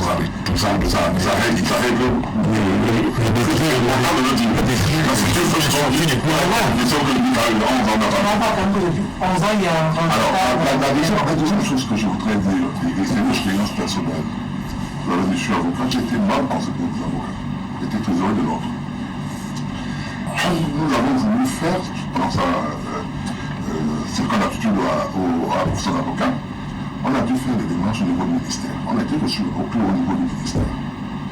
Et nous étions surpris que, alors que la loi dit que chaque année, on doit organiser un examen d'accès au barreau. Chaque année, c'est ce que la loi dit. Pourquoi on a fait 6 ans, maintenant on est avant de faire 7 ans, sans qu'il y ait un examen pour l'organiser? Voilà. On nous a dit qu'à chaque année, il y a une ligne budgétaire qui concerne l'examen au niveau du barreau de Cameroun. Voilà. Mais cette ligne budgétaire n'est pas utilisée parce que les moyens ne permettent pas qu'on le fasse. Je suis dit ça. Pourquoi? Je crois que mon frère Damel le sait très bien. Il y a chez nous ce qu'on appelle l'unicité des caisses. Il y a une seule caisse. Tout l'argent qui est pour le Cameroun entre dans une caisse gérée par le ministère des Finances. Dans cet argent, et le ministère des Finances établit ce qu'on peut appeler des priorités. Aujourd'hui, le Cameroun, c'est un pays qui vient reposer. Le Cameroun, première action, tout faire pour que aucun centimètre du Cameroun ne soit arraché. Première chose. Deuxième chose, que ceux qui sont dans cette zone de guerre soient protégés, leurs biens également. La priorité, donc, vous imaginez bien qu'un pays en guerre sort beaucoup d'argent des caisses de l'État pour pouvoir payer, pour pouvoir entretenir cet effort de guerre. Vous comprenez? Mais dans cette guerre, on a avant la crise sociopolitique, on a plusieurs fois annoncé des manifestations ou des grèves. Je continue dans ma démarche. Et donc je dis, voilà donc l'une des raisons qui peut justifier le fait que, par exemple, on ne puisse pas payer. Moi, lorsque vous dites, les enseignants disent qu'ils sont mal aimés, je souris aussi un peu, ils ont peut-être raison, je ne sais pas. Mais regardez l'histoire du Cameroun. Quand on était à l'école, on avait un seul ministère, le ministère de l'Éducation nationale. Quand nous arrivons en fac, c'est là où on dirige le ministère. Alors d'abord en 3 ministères, en 2. Le ministère de l'Éducation nationale et le ministère d'enseignement supérieur. Encore qu'il y avait d'autres ministères, je crois le ministère de la recherche scientifique qui décollait. Après, on a divisé. Aujourd'hui, on a, je crois, 4 ministères ou 5. Du gouvernement, on ne peut pas devenir. Moi, je parle des exemples. Hein. Je ne parle pas d'histoire de politique fiction. Je donne des exemples précis. Donc, aujourd'hui, nous avions une université quand on est en fac. Là, je me disais, qu'il y a une université privée, c'était pour nous une histoire incroyable. Je me rappelle quand j'étais en fac, il y avait une université de niveau ou je ne sais pas quoi. C'était une curiosité. Aujourd'hui, il y a combien d'universités? La plupart de nos enseignants qui sont des enseignants du public sont en même temps des enseignants dans les privés, dans les universités privées, et ici, les universités privées sont nombreuses. Donc, je ne dis pas que ça justifie qu'il y ait un retard dans le paiement de leur salaire. Mais je dis un enseignant d'université de 1981, 85, 85, cet enseignant-là, hier, en termes de possibilité d'avoir des revenus, était moins l'université de Bangui, l'université de Paris, etc. Aujourd'hui, nos enseignants, comme les enseignants du secondaire, font des vacations dans d'autres secteurs. Autre chose qu'il a évoqué, et cela a été, je marche dessus, je l'avoue, c'est que lorsqu'on parle de recherche, il faut qu'il y ait des résultats de recherche. Il ne faut pas qu'on pense un seul instant que c'est une prime qu'on vous donne juste parce que, comme vous avez des docteurs en droit, on vous donne une prime et que vous mettez dans vos poches. Que vous mettez dans vos poches. Il faut bien qu'il y ait des résultats. Et c'est le problème que nous évoquons aujourd'hui au Cameroun, c'est que où va ces primes-là? Ces primes vont servir à quoi? Si on ne voit pas forcément les résultats vous vous souvenez de ce qui s'est passé ici avec cette histoire de curriculum lorsque le de notre ministre de la recherche elle fait beaucoup de nous. Mais c'est pas d'elle qu'il s'agit. Il s'agit de ces personnes qui nous demandent qu'on leur donne des primes de recherche. Il faut bien que s'il y a des recherches, il faut bien qu'il y ait des résultats de recherche et que ces résultats de recherche soient appliqués dans le développement du Cameroun. Que nous tous nous puissions avoir les résultats. Que les enseignants qui sont dans le droit, par exemple, je ne sais pas quoi, que nous prenions des livres que nous on va acheter. Que ceux qui sont dans la recherche scientifique, je veux dire, du genre... de téléphone camerounais. Un jeune homme comme ça, cardiopathie. Quand tu viens, comme ils disent qu'on ne lui a pas donné, que l'État ne l'a pas aidé, je vais me fâcher, je vais me dire que c'est pas normal. Parce qu'il a montré que les recherches qu'il a eu à entreprendre permettent de sauver des vies de personnes. Le Rwanda l'a pris. Le Rwanda l'a pris. Voilà, c'est ça qu'il dit. Moi je dis, oui, les enseignants doivent se fâcher, ils ont raison, c'est leur droit. Mais qui démontre que eux, les enseignants, ils font des recherches qui sont utiles au développement du pays. Et en plus, comme je l'ai dit, ce n'est pas par moquerie qu'on ne les paye pas. Il y a parfois des priorités. Le ministre de l'enseignement secondaire a des faits difficultés comme d'autres ministres de pouvoir obtenir du ministre des Finances, qui est l'ordonnateur des dépenses publiques, qu'il voit où est l'intérêt. Il y a des tout à l'heure, vous ne savez pas qui parle de sport. Mais vous n'êtes pas content? On ne vit pas que de l'eau, on ne vit pas que de la nourriture, on vit également de ce moment-là. On arrive à l'Italie, les gars, on pouvait le Colisée. Dans le milieu, avec les gladiateurs et autres là. C'est pas tout. C'est-à-dire les êtres humains ont toujours cherché à s'amuser, en même temps qu'ils vivent, en même temps qu'ils mangent. Tout ça fait partie de nous. Les divertissements font partie de l'être humain. Tu peux pas rester. Et ça peut produire une industrie, le loisir, les touristes. Tout à l'heure, je venais de Chapeau-Mont de Stade, au moment où l'émission commençait pratiquement. J'étais là-bas, il était 10 heures moins de 2 minutes. Je suis arrivé ici 15 minutes, 5 minutes après. Pourquoi? Parce qu'il y a des routes aujourd'hui. Elles ne sont pas encore finies. Mais cette route-là, elle ne va pas exister. Si on ne parle de stade de football là, l'argent qu'on a tout mis sur cette route-là, on ne le mettrait pas. Ça ne sert pas seulement au football, ce stade. Ça nous sert également parce qu'il y a des routes qui ont été construites pour le stade de football et nous en profitons. En abandonnant les acteurs. Je ne parle même pas de l'aura du Cameroun à travers le monde, déjà terminé par la madame. Je vais me raconter les histoires. Nous sommes au Bénin pour une conférence d'avocats. Et nous décidons d'aller, c'était en 93, je me rappelle, nous décidons d'aller au Togo. C'est facile, on prend la route. On n'a pas de visa. Avant, on ne demandait pas de visa, mais quand le Cameroun avait commencé à exercer les visas, donc nous ont créé la réciprocité. On arrive à la frontière, les gars commencent à nous dire non, apportez les visas, on dit non, nous sommes Cameroun. Quand on a dit nous sommes Cameroun, le Cameroun, le pays de Roger Mila, on nous a laissé passer sans visa. On nous a dit allez-y, vous venez, allez faire les photos là où vous allez, quand vous revenez, on va vous mettre les cachets. C'est comme ça que nous sommes partis. Le sport est important, c'est une diplomatie. Allez, les sportifs sont des grands acteurs de diplomatie. Et ton fils, Roger Mila, à l'époque il y avait les AMO, etc. Ce sont des diplomates. qu'on cesse de penser que si on va créer, on va investir dans le sport, on a investi à tort, on a investi de l'argent. C'est pas vrai. Alors, on va demander les messages avant de prendre le deuxième sujet de cette émission.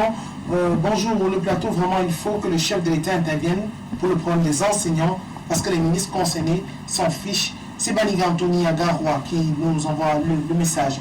La mauvaise foi et le manque de professionnalisme, bon fonctionnement de notre pays, salamment parfait, BPCT, rien ne peut expliquer que des enseignants ne puissent avoir la prime. Si ces routes sont faites, ce n'est pas des ingénieurs formés par des enseignants. Si les enfants ont accès aux hôpitaux, c'est parce que des enseignants ont formé ces médecins.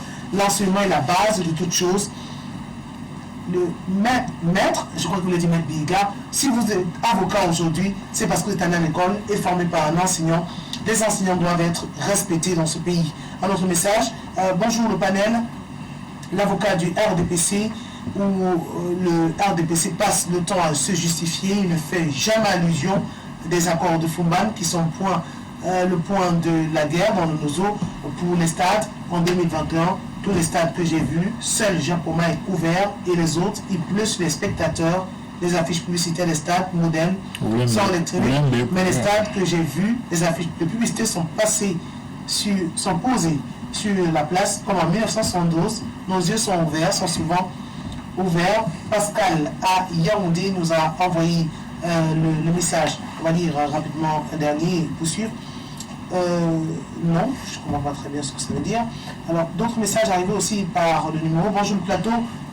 Dites à Maître Biga que nous connaissons le comportement de tous les RDPcistes. Il ne nous surprend pas. Un autre message. Bonjour. Je ne comprends pas très bien ce message. Hein. On va lire la suite des messages, mais rapidement, on va prendre le troisième et le deuxième sujet de cette émission. On parle justement de cette catastrophe qui a eu lieu au niveau de la falaise de Tchang, la falaise de Tchang, au moment de la ville de Sanchou, c'est dans la région de l'Ouest Cameroun. Pour un camion, on parle d'une collision entre un camion transportant du carburant frélaté et un gros porteur, un bus. Il y avait plus de 70 personnes. Bilan lourd de cet accident de la circulation, 53 morts et 29 blessés. D'ailleurs, on a vu les images du gouverneur de la région de l'Ouest, Alain Foka Augustine, qui est descendu sur les lieux. Et je commence par vous, Madame Bateki, pour que vous puissiez réagir sur la question. C'est quand même lourd, hein, cet accident de la circulation qui a eu lieu du côté donc, de la falaise de Tchang, qui permet aussi à plusieurs personnes de faire un bilan. Et on constate qu'en un mois, près de 150 morts sur nos axes routiers. Est-ce qu'on peut parler de le non-respect des permis de circulation sur la route ou tout simplement du laxisme constaté?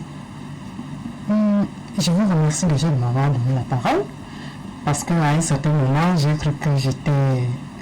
marginalisé. Oui, c'est spécial. Voilà, décoratif, parce que le commentaire uniquement est venu, c'est-à-dire que... Parce que oui. Bon, mais je voudrais quand même le remercier parce que tout à l'heure, je ne sais pas si c'est le fait qu'on vienne de la même région. Tout à l'heure, quand il a évoqué la guerre du Nozo et que dans l'élan de montrer l'injustice qui se passe au Cameroun, il a décrit tout ce que le MRC revendique en ce moment. Mon père l'a décrit d'une manière très explicite. J'avais envie d'applaudir. Parce que quand il a dit que depuis pour aller dans son village, à la Bible 3, parce que moi j'ai eu affaire à ça. J'ai eu envoyé les gens là-bas. Il faut passer par l'ouest pour arriver chez lui qui est ici à 2 km. 220. Ah ouais. J'ai été très fière. Et je suis fière de même parce que il reconnaît que notre pays, en 38 ans, 40 ans, n'a pu rien faire pour les Camerounais.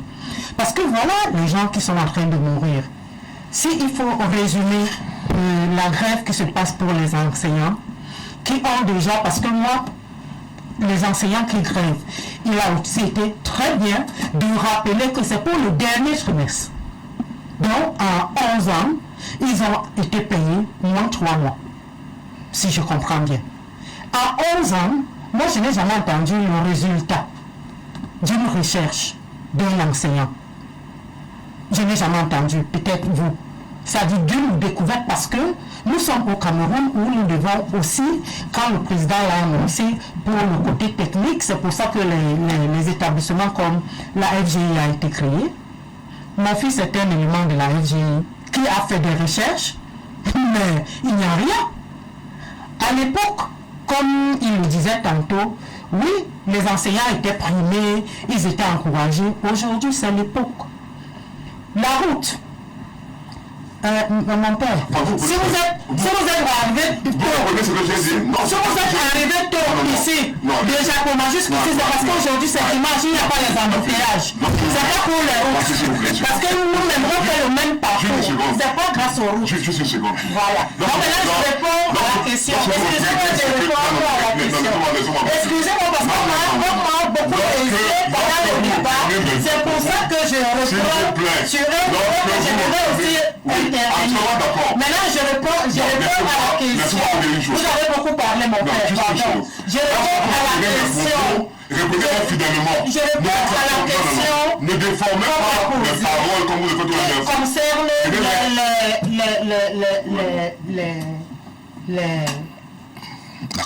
l'accident. Les accidents. Oui, c'est de trop. Les accidents. Et ces accidents sont dus au manque de route. Premièrement. Je dis premièrement parce que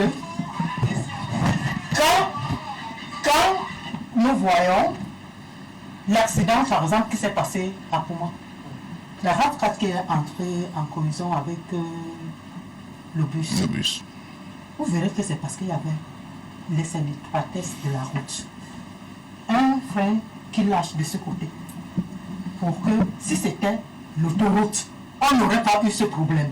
Il est quitté du côté droit pour retrouver la voiture qui était du côté gauche. C'est la même chose quand vous voyez, par exemple, je n'étais pas sur les lieux, je ne suis pas, je ne sais pas, une spécialiste. Mais si vous voyez le cas de l'accident qui s'est passé sur la falaise aussi. Voilà un bus qu'on a connu au bout, parce qu'ils étaient à un virage. Moi, j'ai dit aux gens, j'ai fait cette falaise. Et tout le temps, quand je rentrais, je faisais une croix. C'est tellement étroit. On m'a dit, on ne peut pas faire les autoroutes sur la falaise. Là, je suis d'accord. Mais on peut au moins mettre une certaine, c'est-à-dire distance.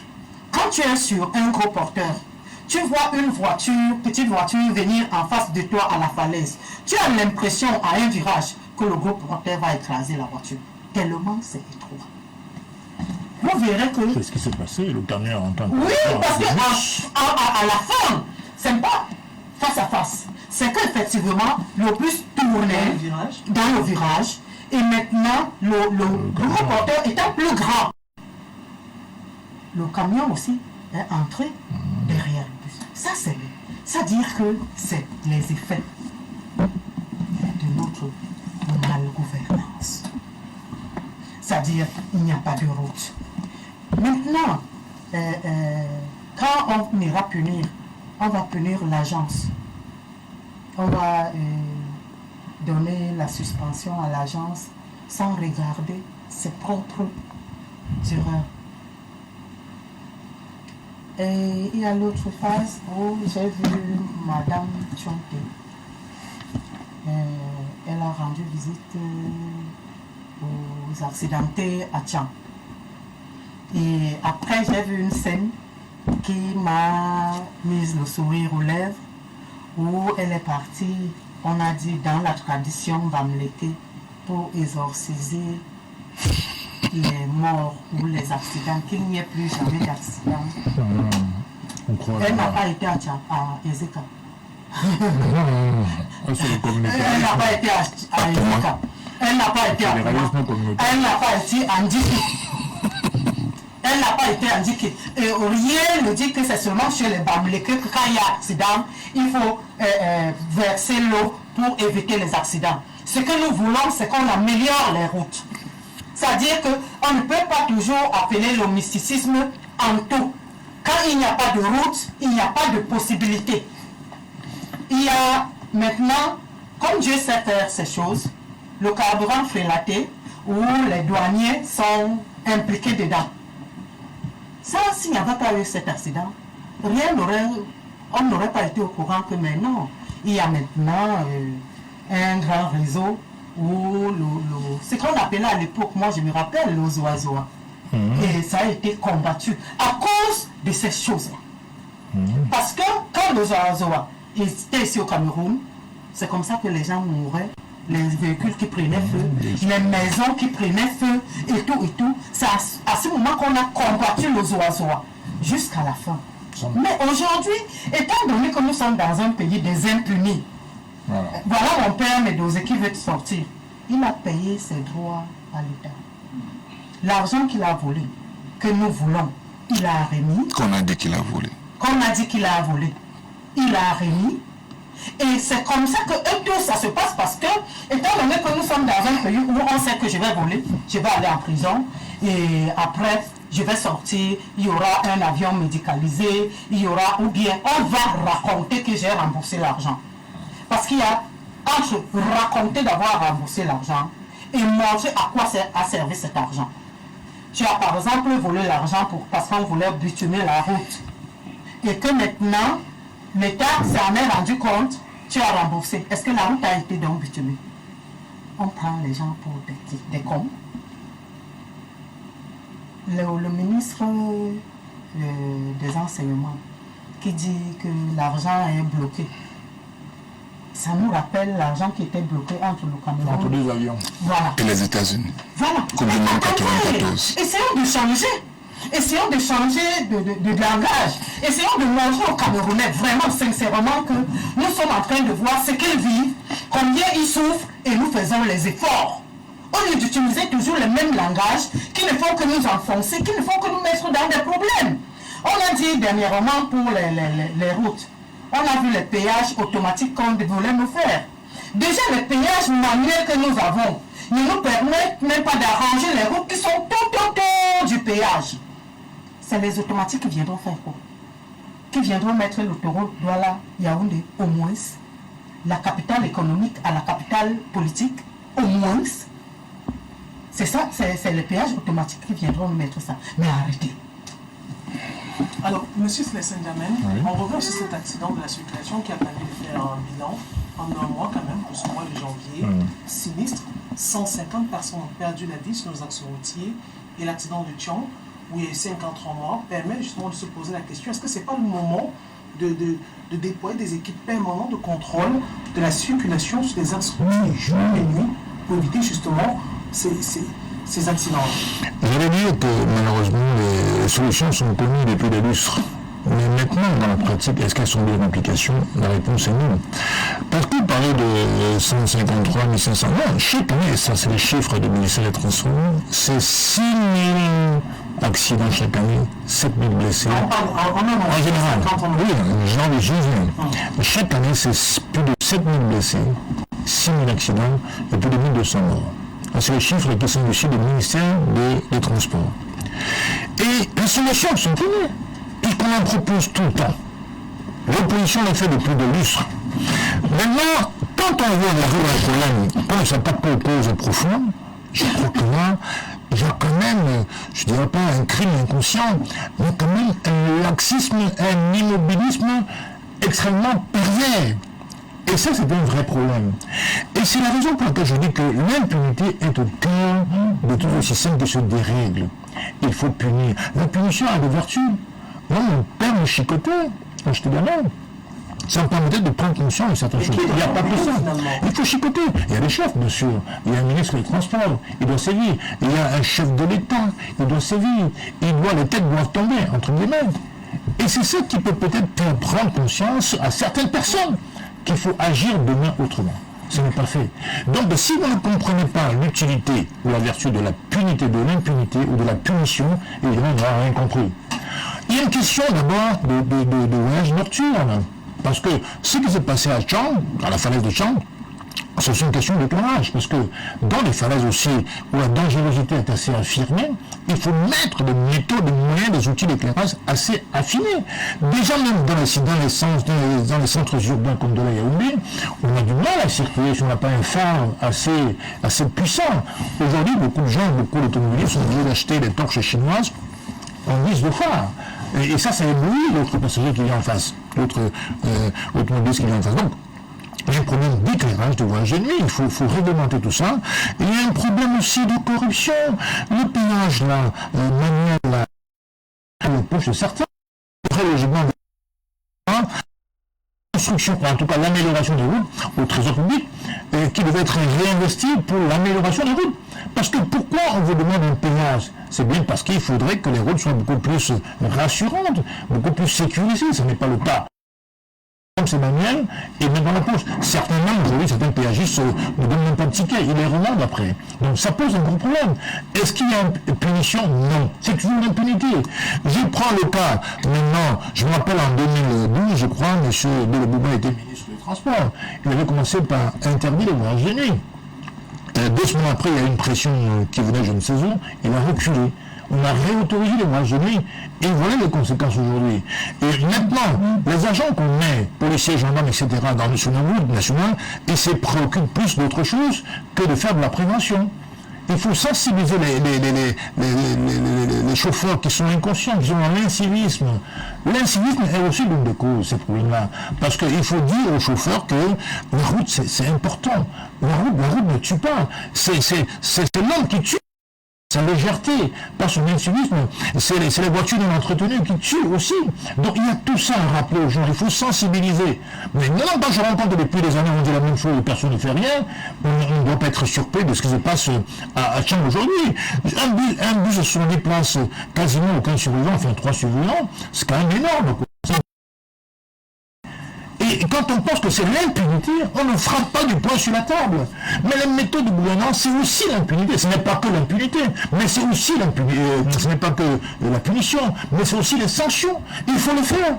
Parce que quand vous sanctionnez un homme qui vit de son emploi de chauffeur, etc., vous sanctionnez une compagnie qui vit des recettes de voyageurs, vous les sanctionnez, ils doivent prendre conscience. Regardez comment l'entreprise, je ne vais pas la citer, vous la connaissez, qui fait de la Yaoundé, c'est un peu mieux comporté. Parce qu'elle a eu 3 mois d'époque de suspension. Il y a eu un gagné qui était criard. Donc il faut, pour l'Ouest, dans n'importe quelle région du Cameroun, il faut sanctionner. C'est les mêmes causes qui reproduisent les mêmes effets. Chaque année, il y a des émissions là-dessus. C'est la même chose. Parce qu'on ne sanctionne pas. Voilà le vrai problème aujourd'hui. Donc moi je dis que le ministre doit rendre des comptes. Il faut que, je ne sais pas, bon, je ne suis pas chef de l'État, mais je pense que on devrait exiger de ces ministres vraiment qu'ils nous donnent un rapport, comment dirais-je, assez fouillé, assez détaillé de ce qui s'est réellement passé. Le rapport sert à quoi? Il sert à identifier les causes réelles et à voir si on peut et comment on peut les éviter plus tard. C'est à ça que servent les rapports authentiques. Il n'y a pas de rapport, il n'y a pas d'enquête. Bon, une enquête a été lancée, les enquêtes sont lancées, ils ne sortent jamais. Il n'y a jamais de résultat des enquêtes. Donc sur quoi va-t-on s'appuyer pour améliorer nos politiques si les enquêtes ne sont pas diligentées comme il faudrait? Ne soyez pas surpris qu'en un mois d'ailleurs, c'est pas le seul accident, il y a d'autres accidents, je crois le mois dernier. Et donc, aujourd'hui, le mois prochain, il y aura-t-il encore un autre accident? Qu'est-ce qu'on a résolu comme problème? Qu'est-ce qui s'est passé réellement? Si on ne connaît pas la cause, comment peut-on éviter les mêmes problèmes demain? Le rapport n'a pas été inventé pour faire des lubies, des caprices. Non, les rapports ont été inventés parce qu'on veut comprendre ce qui se passe quand c'est des problèmes techniques. Sur les routes, on sait qu'au Cameroun, il y a d'abord l'éclairage. Même dans il faut mettre l'éclairage. Deuxièmement, il faut former les agents, les conscientiser. Il faut combattre la corruption sur nos routes. Les agents, certains sont corrompus. Donc, ils ne s'arc-boutent pas autour de questions essentielles qui mettent votre vie en danger quand vous voyagez sur la fiabilité du véhicule. On transporte le carburant, n'est-ce pas? Et puis, quelles sont les conditions techniques pour transporter le carburant? C'est très important.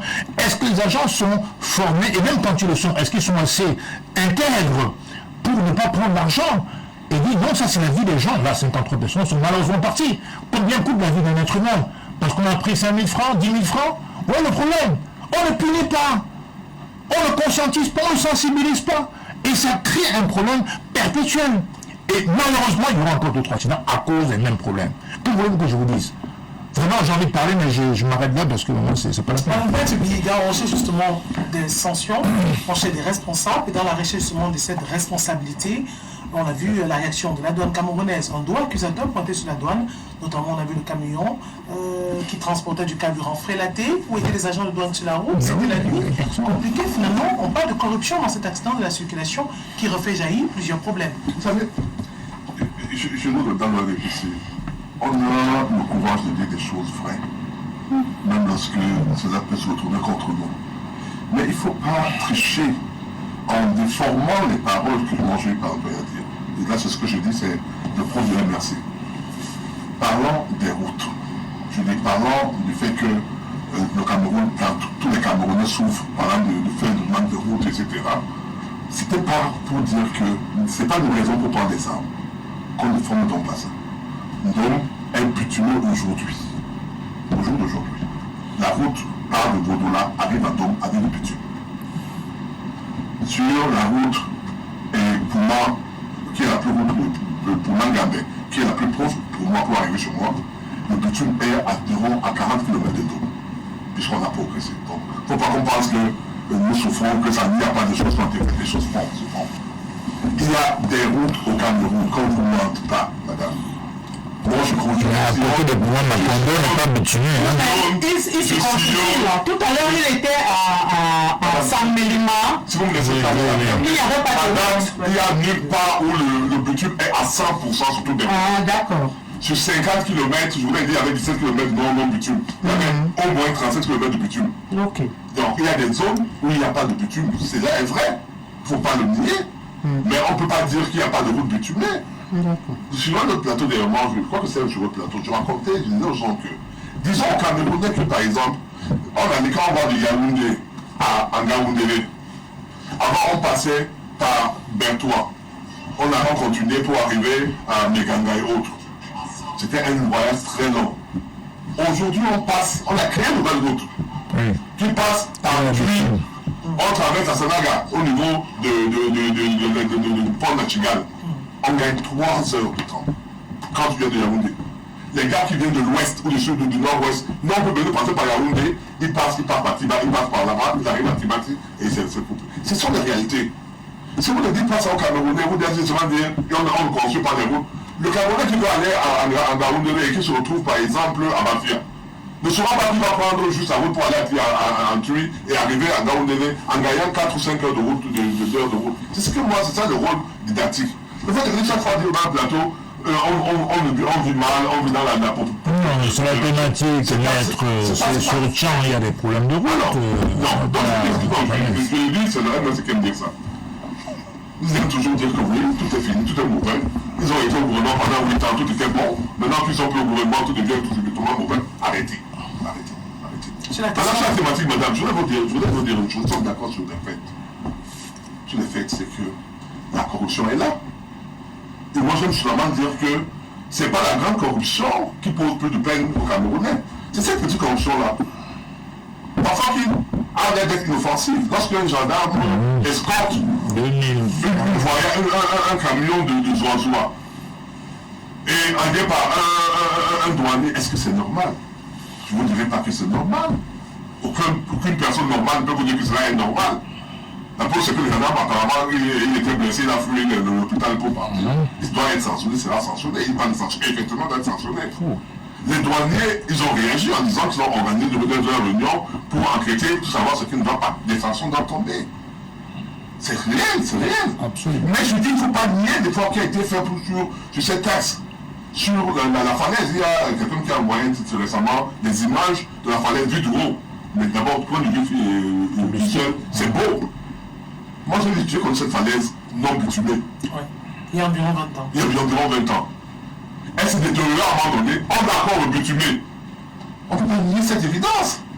Donc, on fait comme si on a rasé les bras croisés. La falaise n'existe pas. Elle était mal bitumée. Pardon? Elle était mal bitumée. Peut-être qu'elle est mal bitumée, elle a été bitumée. On vous parle d'autoroute. Mais il y en a. Moi, j'ai fait Goro. Maintenant, il y a le port de Trébi et de l'abbé pour aller aider à ces futurs. C'est une autoroute. C'est une autoroute. Je dis bien, madame, une autoroute. À plusieurs voies. Le port de Goro, à Lobale, en attendant d'arriver à aider, et papa arrive à aider, en attendant d'arriver à aider, il y a, vous ne connaissez même pas votre Cameroun. Mais attendez, quand nous on veut parler, Vous avez dit nous parlez des petites parcelles qui tenaient là-bas, regardez Tribu et Déa. Ça fait combien de kilomètres? Vous nous parlez donc d'un autoroute de 20 kilomètres, mais c'est pas de ça qu'on parle. Tout se fait par étapes. Non, attendez. Moi j'ai fait. Nous sommes dans il y a Mosoko. C'est pas formidable. Je l'ai fait moi, c'est autoroute. Vous savez, vous aimez toujours donner les exemples des autres pays, mais chez nous, vous donnez l'autoroute de 20 km sur mon pays. Il y a l'autoroute, il ne faut pas y exagérer. Yaoundé, Simalène, qui est en train de retrouver Yaoundé. Ça existe. Si nous avons l'autoroute entre des villes, entre Yaoundé, Bafoussam, entre Yaoundé, Douala, c'est pas bon. Laissez-moi parler, quand vous serez, lorsque vous serez au pouvoir, vous allez faire ces routes. Mais moi, quand je parle de chez moi, de ma Kepe pour aller au stade, il y a ça. J'ai des autoroutes. Vous savez ça? La route qui part de Château et Japoma pour arriver à Yassesen, c'est une autoroute, vous le savez, en pleine ville. La route qui part de Carrefour-Basson pour arriver à Péka-Carton, c'est une autoroute. Si, c'est tout ça. Mais attendez, mon père, vous êtes âgé, hein? Vous devez même prendre la retraite. Bientôt, oui. Donc maintenant, arrêtez de mentir devant vos enfants qui vont aller comment on appelle, à Ouazamac, qui a pris l'autoroute que vous dites de Rond-Poulen 14. Je n'ai pas dit Rond-Poulen. J'ai dit Carrefour-Basson. Voilà, vous ne m'écoutez même pas. Vous ne m'écoutez même pas, vous me suivez. Mais nous, on veut les autoroutes qui servent. Deuxième quand je parle, d'accord? Donc là, je vais voir la voix. Oui, je vais prendre vous soutenez. Oui. Et mon ami de moins 8 ans. Ce que vous soutenez. Ça va. Vous le vieux. Appelez le vieux. Arrêtez ça. Pourquoi il n'est pas bon? Mais on n'aime pas le mensonge. Pourquoi qu'il ne mange pas bien? C'est pas respectable. Pourquoi le mensonge? Quand vous parlez de cette autoroute, doit y Yaoundé pour empêcher les morts. C'est que nous voulons vous parler en ce moment déjà aux enfants d'ensemble. Nous voulons les autoroutes des autoroutes partir. Les autoroutes en France, il n'y a pas d'accident. Une gamelle doit arrêter en France, il n'y en a pas. Il n'y a pas d'accident sur les autoroutes. Jamais, dites à cette dame. Il n'y en a pas plein. Pourquoi c'est ça l'inconvénient? C'est parce que l'autoroute c'est la solution. Gamelle vous dit, l'autoroute c'est peut-être pas la solution. Parce que ce qui est un problème, c'est la personne qui conduit. Lorsque vous faites la route Douala-Yaoundé, lorsque vous avez créé le Laslo, les gens roulaient à 100 à l'heure. Il y avait des morts tous les jours. Sur cette date, c'était 9. Pourquoi? Parce que les gens croyaient que, comme la route est bonne, on va rouler à 1000 à l'heure. Dans la conduite et même dans une route d'assurance, on vous demande au chauffeur de mettre sa vitesse en tenant compte de l'état de la route. Pourquoi depuis que éviter les excès de vitesse, aussi la prudence et la route, il y a plusieurs facteurs. Comment je veux dire ça? Combien de voitures sont passées par la falaise depuis que la falaise existe? Tous les jours il y a mort là-bas, tous les jours il y a des accidents. Il y a combien de centaines de véhicules, de milliers de véhicules passent sur cette route-là? Quelque part, il y a quand même des gens qui ont passé, qui ont eu ces croisements et qui n'ont pas fait d'accident. Ça veut dire que le droit humain doit être là, il ne faut pas le nier. Toujours mettre sur l'exemple du gouvernement parce qu'on dit qu'on a une mauvaise gestion de votre non. Mais soyez honnête, et c'est ça de m'insulter maintenant. Et si ça a brûlé, c'est parce qu'il y avait les oiseaux aussi dans les trucs. Je ne suis pas menteur. Vous me comprenez très bien. Je ne suis pas tout menteur. Ce que je dis est vrai. Vous pouvez nier l'évidence. Je ne dis pas que tout est parfait, je ne l'ai jamais dit. Mais je dis que les choses sont faites. Si vous me mets à vous dire à vous donner les kilomètres de route qui sont faits au Cameroun, vous ne pouvez même pas croire. Actuellement, les bitumes sont contenues sur plusieurs axes au Cameroun. Tous les jours, on les crée. On les fait, on les bitume. Yaoundé, Kribi, n'est pas en voie d'être, n'a pas dépassé, je sais pas, je crois, une cinquantaine de kilomètres. Ça existe, mais vous ne savez pas. Parce qu'on va passer votre temps, on vous dit non, le Cameroun ne bouge pas. Le Cameroun, c'est vrai. Je fais la comparaison, pourquoi? Pourquoi on ne se passe pas que le Cameroun, c'est l'enfer? On ne pense pas que c'est le Cameroun, parce que les gars, on doit dire que là-bas, les gens vivent bien, et ce Cameroun, on ne vit pas mal au Cameroun, comme vous croyez. Nous, on a eu cette chance de faire ce pays, de le vivre. On y vit assez régulièrement. Mais à chaque fois qu'il y aura des morts, les gens ne vont pas se rejoindre. Je suis content, je suis d'accord avec vous. Nous ne sommes pas d'accord pour la mort, pour les morts. C'est pour ça qu'on fait on essaie de voir ce qui n'a pas marché. Ce qui n'a pas marché, c'est quoi, madame? C'est pas forcément, c'est le fait que il y a de la corruption, nous sommes tous d'accord, on a le diagnostic. Le fait que la route n'est pas très grande, même peut même pas être très grande, c'est une roche. C'est une roche, c'est pas facile de pouvoir agrandir, c'est pas compliqué. Et en plus, ne négligeons pas l'erreur humaine, ne négligeons pas l'acte humain, parce que c'est un risque de pouvoir dire, non, c'est l'État. Celui qui conduit, si celui qui a une agence de voyage fait partie de ces gars à 4 h du matin, qui reviennent, ou à 8 h à minuit, le gars à peine dans le téléphone qui se repose pour prendre l'avion, le véhicule, l'entreprise. Quand il va faire l'accident, c'est le gouvernement qu'on va accuser, qui a empêché à ce directeur de société de faire, comment je dis ça, monter ses chauffeurs, faire le police ses chauffeurs pour qu'ils travaillent. C'est tant de choses qu'il faut dire. Ça sert à dire le gouvernement a fait, n'a pas fait. Oui, le gouvernement a sa part. Là est un fait. La corruption doit être combattue de la manière plus ferme. Cette petite corruption-là qui fait mal. Ce gendarme-là qui prend l'argent, c'est pas normal. Ce douanier, c'est pas normal. Monsieur qui prend le viager, qui met dans le camion, on va dire qu'on doit produire pour lui, mais non. C'est pas le gouvernement. Il faut que les contrôleurs qui sont sous le contrôle les arrêtent. C'est ce que nous sommes d'accord. Mais je dis, ne croyez pas que, lorsque nous avons des autoroutes sur les routes partout, si les gens vont continuer à rouler à 200 à l'heure, il n'y aura pas d'accident, il y a un moment. C'est pour ça que je parle de la France. Les États-Unis, il y a des accidents tous les jours, parce qu'il y a des carambolages sur les axes lourds. Il faut rappeler que la route ne tue pas. Il faut enlever ces plaques. La route ne tue pas. C'est les êtres humains au volant avec leur comportement qui tuent. Merci, monsieur. On peut vouloir que la route soit plus grande. Moi, j'étais au Congo-Kinshasa il y a 2 ans. Les dégâts sont immenses. Mais il y a des accidents quand même. Mais le problème, c'est qu'il faut que les gens qui tiennent le volant, qui boivent moins d'alcool, qui soient pas ménageants, etc. Et puis qui soient un peu plus prudents. Surtout sur les falaises, dans des routes extrêmement étroites. Et le policier qui est là, avant il y avait des pancartes 20 km à l'heure, 30 km à l'heure. J'étais en Suisse, à Genève. Souvent c'est 10 km à l'heure. On est obligé de rouler à certains endroits à 10 km à l'heure. Pour la sécurité. Si on avait fait à la falaise de Champ, je ne suis pas sûr qu'il y aurait cette collision-là entre le bus et le camion. Le camion avait les oiseaux, ça a enflammé le bus qui a fait 53 morts. Voilà les causes. Donc il y a des moments particuliers, il faut quand même se poser et se dire, mais qu'est-ce qui s'est passé? Il faut des sanctions. Et que la prochaine fois les agents soient exigeants dans ces passages-là, c'est très important, c'est nos vies. On peut aussi, Marie l'a dit, n'est-ce pas? Elle les a passées là-bas. Donc ça pourrait arriver au moment où elle prie, elle a dit qu'elle priait quand elle passait là. Hein. Vous comprenez? Donc si un le chauffeur n'est pas prudent, s'il est un peu distrait, s'il est incivique, ben ça crée ce qu'on a vu tout à l'heure, il y a 3 jours. Donc c'est ça aussi, c'est les facteurs humains. La route est là, elle vous regarde, hein? C'est vous qui roulez sur elle. C'est pas elle qui roule sur vous. Donc il faut un comportement. La loi oblige les gens à changer de mœurs. La loi fait évoluer les mœurs. Il faut frapper très bien. Il faut que les têtes tombent. Moi je ne suis pas répressif, mais quand même j'estime qu'il faut des sanctions. Je suis désolé. Il faut des sanctions, mais il faut aussi trouver des responsabilités. On a parlé de la corruption, on revient sur le respect des limitations de vitesse, mais surtout le respect des limitations de vitesse par les chauffeurs. Oui, il faut aller même à la base même, à l'obtention du permis de conduire. Parce que les auto-écoles forment... Est-ce que vous connaissez une auto-école qui a un bus pour former les chauffeurs de semi-remorques? Il n'y en a pas. Donc on part d'abord de là, il faut aller à la base. Comment les permis de conduire sont obtenus. Ensuite, M. Salistin Diamène l'a évoqué, la signalisation routière. Elle n'est pas toujours parfaite sur nos routes.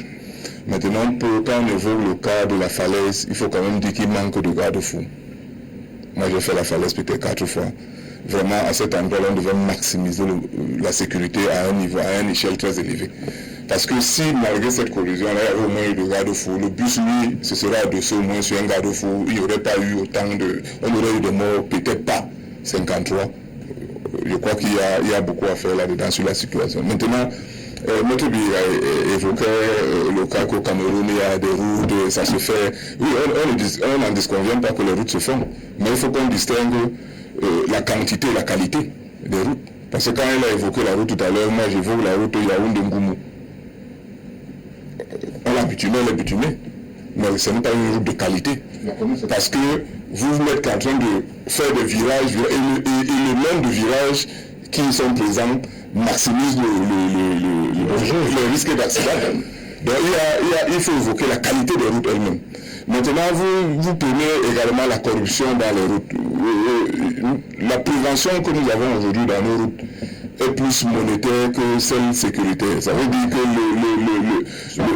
l'agent comme elle a pour la sécurité, son problème n'est pas de se rassurer que le chauffeur qui transporte des milliers de citoyens dans sa voiture, ses roues sont normalisées, qu'il dispose d'un frein, qu'il a même l'extincteur. Ce n'est pas ça sa préoccupation. Sa préoccupation, c'est qu'on vienne lui donner le dossier avec 1 000 francs, 2 000 à l'intérieur et puis tout est bon. Le risque, vous êtes devant votre vie, parce que vous voulez voyager absolument, vous avez un impératif, vous avez pris un transporteur pour vous retrouver dedans. Quand j'ai fini de le dire, je vais également dire que le problème de l'accident de la falaise, il y a le comportement, comme M. Ndiamel le disait, des chauffeurs. Parce que je me rappelle une fois, je revenais de l'Ouest, je quittais Bafoussam et pendant qu'il y avait l'autre accident où la route était, la buse a été rompue, on était obligé de contourner, passer par la falaise. J'étais obligé de me lever et aller vers le chauffeur. Parce qu'il descendait justement la falaise et il la descendait à tombeau ouvert. À chaque fois qu'on croisait un autre véhicule, le frein était tellement brusque que nous tous on criait, mais vraiment il fallait qu'il arrive à Douala à 20 heures plus tard parce qu'il devait revenir à l'ouest autour de 23h minuit. Il faut également dire que ces comportements ne sont pas adéquats pour la suivi des camions. C'est ça qui tue. Maintenant, il faut maximiser, il faut qu'on mette des buses, des garde-fous à la falaise, un peu partout. On le sait, ça, ce n'est pas, même si notre a dit que la caisse, il y a l'unicité des caisses, je crois qu'il y a toujours l'unicité des caisses, mais quand il faut, on peut disposer de quelques moyens pour le faire. C'est ce que je veux dire pour maintenant, qui nous évoque ce qu'il appelle autoroute à l'intérieur des villes. Vraiment, on peut vous dire, madame, nous voulons des autoroutes. Justement, je m'étais inquiété parce que quand on faisait la route B3, Garouaboula, Menganga, Ondoré, j'étais le responsable des projets là-bas pour le responsable des projets pour le déplacement des réseaux électriques et d'eau qui existait et puis faire des extensions. On en a parlé. Nous nous sommes dit, si c'est une route qui dessert un autre pays et qui doit aller, qui apporte le maximum de nourriture. D'ailleurs, moi, j'ai jamais vu la nourriture quitter d'ici avec la même flexibilité qu'elle vient du nord ou du grand nord pour le sud. Qu'il fallait qu'elle soit beaucoup plus grande. Elle n'est pas très grande. Elle permet déjà quand même de subvenir à tous les problèmes qu'il y avait là-bas, les coupeurs de route, lorsqu'un camion allait, comme la route était mauvaise, on déchirait les bâches, on pouvait enlever des sacs des aliments. C'est vrai qu'il y a une route, mais il faut qu'il y ait beaucoup plus de routes de qualité. Voilà, c'est noté. Et c'est avec ce mot de fin pour ce deuxième sujet de débat qu'on va prendre le troisième. Et je crois que la mission va être un peu plus dépendue parce qu'on parle de sport hein, et la qualification. Elle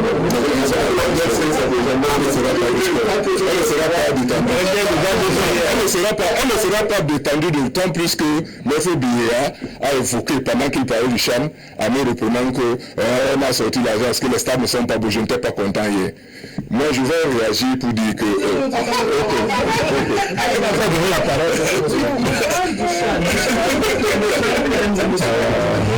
Cette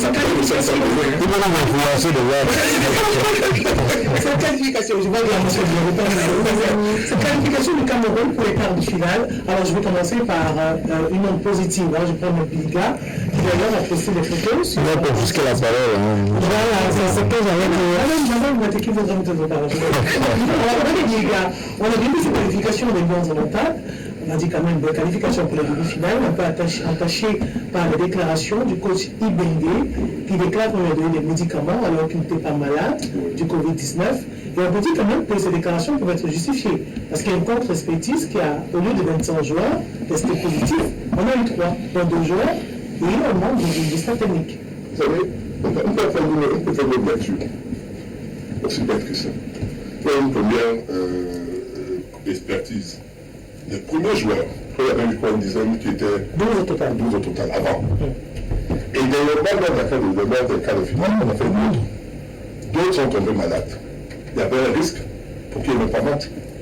Les gens ont commencé à se. Moi, je l'ai appris à travers ma fille de l'étranger qui m'a envoyé un message pour me dire mais j'apprends que tous les gars du RDC, j'étais un peu au courant, c'est comme ça que je vous mon téléphone et je vois ça. Et on fait la contre-expertise. Quand il y a une analyse qui est en train d'être faite, est-ce que la contre-expertise est vraie? Est-ce que ce qui a été trouvé dans la contre-expertise est vraiment vrai? C'est pas que vous me comprenez. Est-ce que la contre-expertise n'a pas été faite pour permettre que le match ait lieu? Qu'est-ce que ce serait fait s'il n'y avait pas de contre-expertise? S'il avait été confirmé, c'est-à-dire si l'expertise avait confirmé que le gars La première était la bonne. Était la bonne. C'est pas si vous comprenez. Je dis pas que ça vient vrai. C'est parce que c'est vrai, mais c'est une façon également de rechercher. C'est de me dire, est-ce qu'on n'a pas fait une contre-expertise qui convenait à tout le monde pour que le match puisse avoir lieu? Parce qu'après, je crois qu'il y a encore une autre expertise après le match. Ça, je me tout trompé. Il n'y a pas eu d'autre. Voilà l'impression que je veux dire. Je veux dire que le match a été joué. Moi, je regarde maintenant pas le football. C'est aussi paradoxal que ça. Moi, quand je suis dans la télévision, je regarde des trucs animaliers. Je peux passer toute une journée à regarder les animaux, etc. C'est ça qui m'intéresse. Même lorsque je regarde les êtres humains, c'est beaucoup plus sur le documentaire, sur des êtres comme des Papouasie, Nouvelle-Guinée, les gens, c'est un peu ça que je regarde. Oui, c'est ça. Je regarde rarement le football. Vous avez regardé le football hier? Oui, mais hier, c'était intéressant parce que je suis Camerounais. Je suis ceux qui pensent que le Cameroun doit être vu positivement. Même lorsqu'il y a des choses qui ne marchent pas. Ça sert à rien de venir toujours dire que le Cameroun est le pire pays. C'est notre pays. Que ce soit le PCRM qui soit demain au pouvoir, que ce soit ton parti, je ne sais pas lequel, qui devait au pouvoir, que ce soit de la RDC. Le Cameroun sera là. Il faudra continuer à nous soutenir ce Cameroun. Il faudra continuer à nous soutenir ce Cameroun, à nous présenter sur l'image du positif, même si on le critique. Mais il y a certains qui ont pris l'habitude, qui priaient Dieu pour qu'il y ait le chant. Tous les jours. Je n'ai pas vu aujourd'hui un prêtre qui priait que la haine du Congo gagne le Cameroun. Il faut un Bernardo. J'ai vu ça. Il y a un autre, un journaliste qui disait que le Cameroun a battu un journaliste qui est à RFI, il faut dans le c'est pas ça, je prends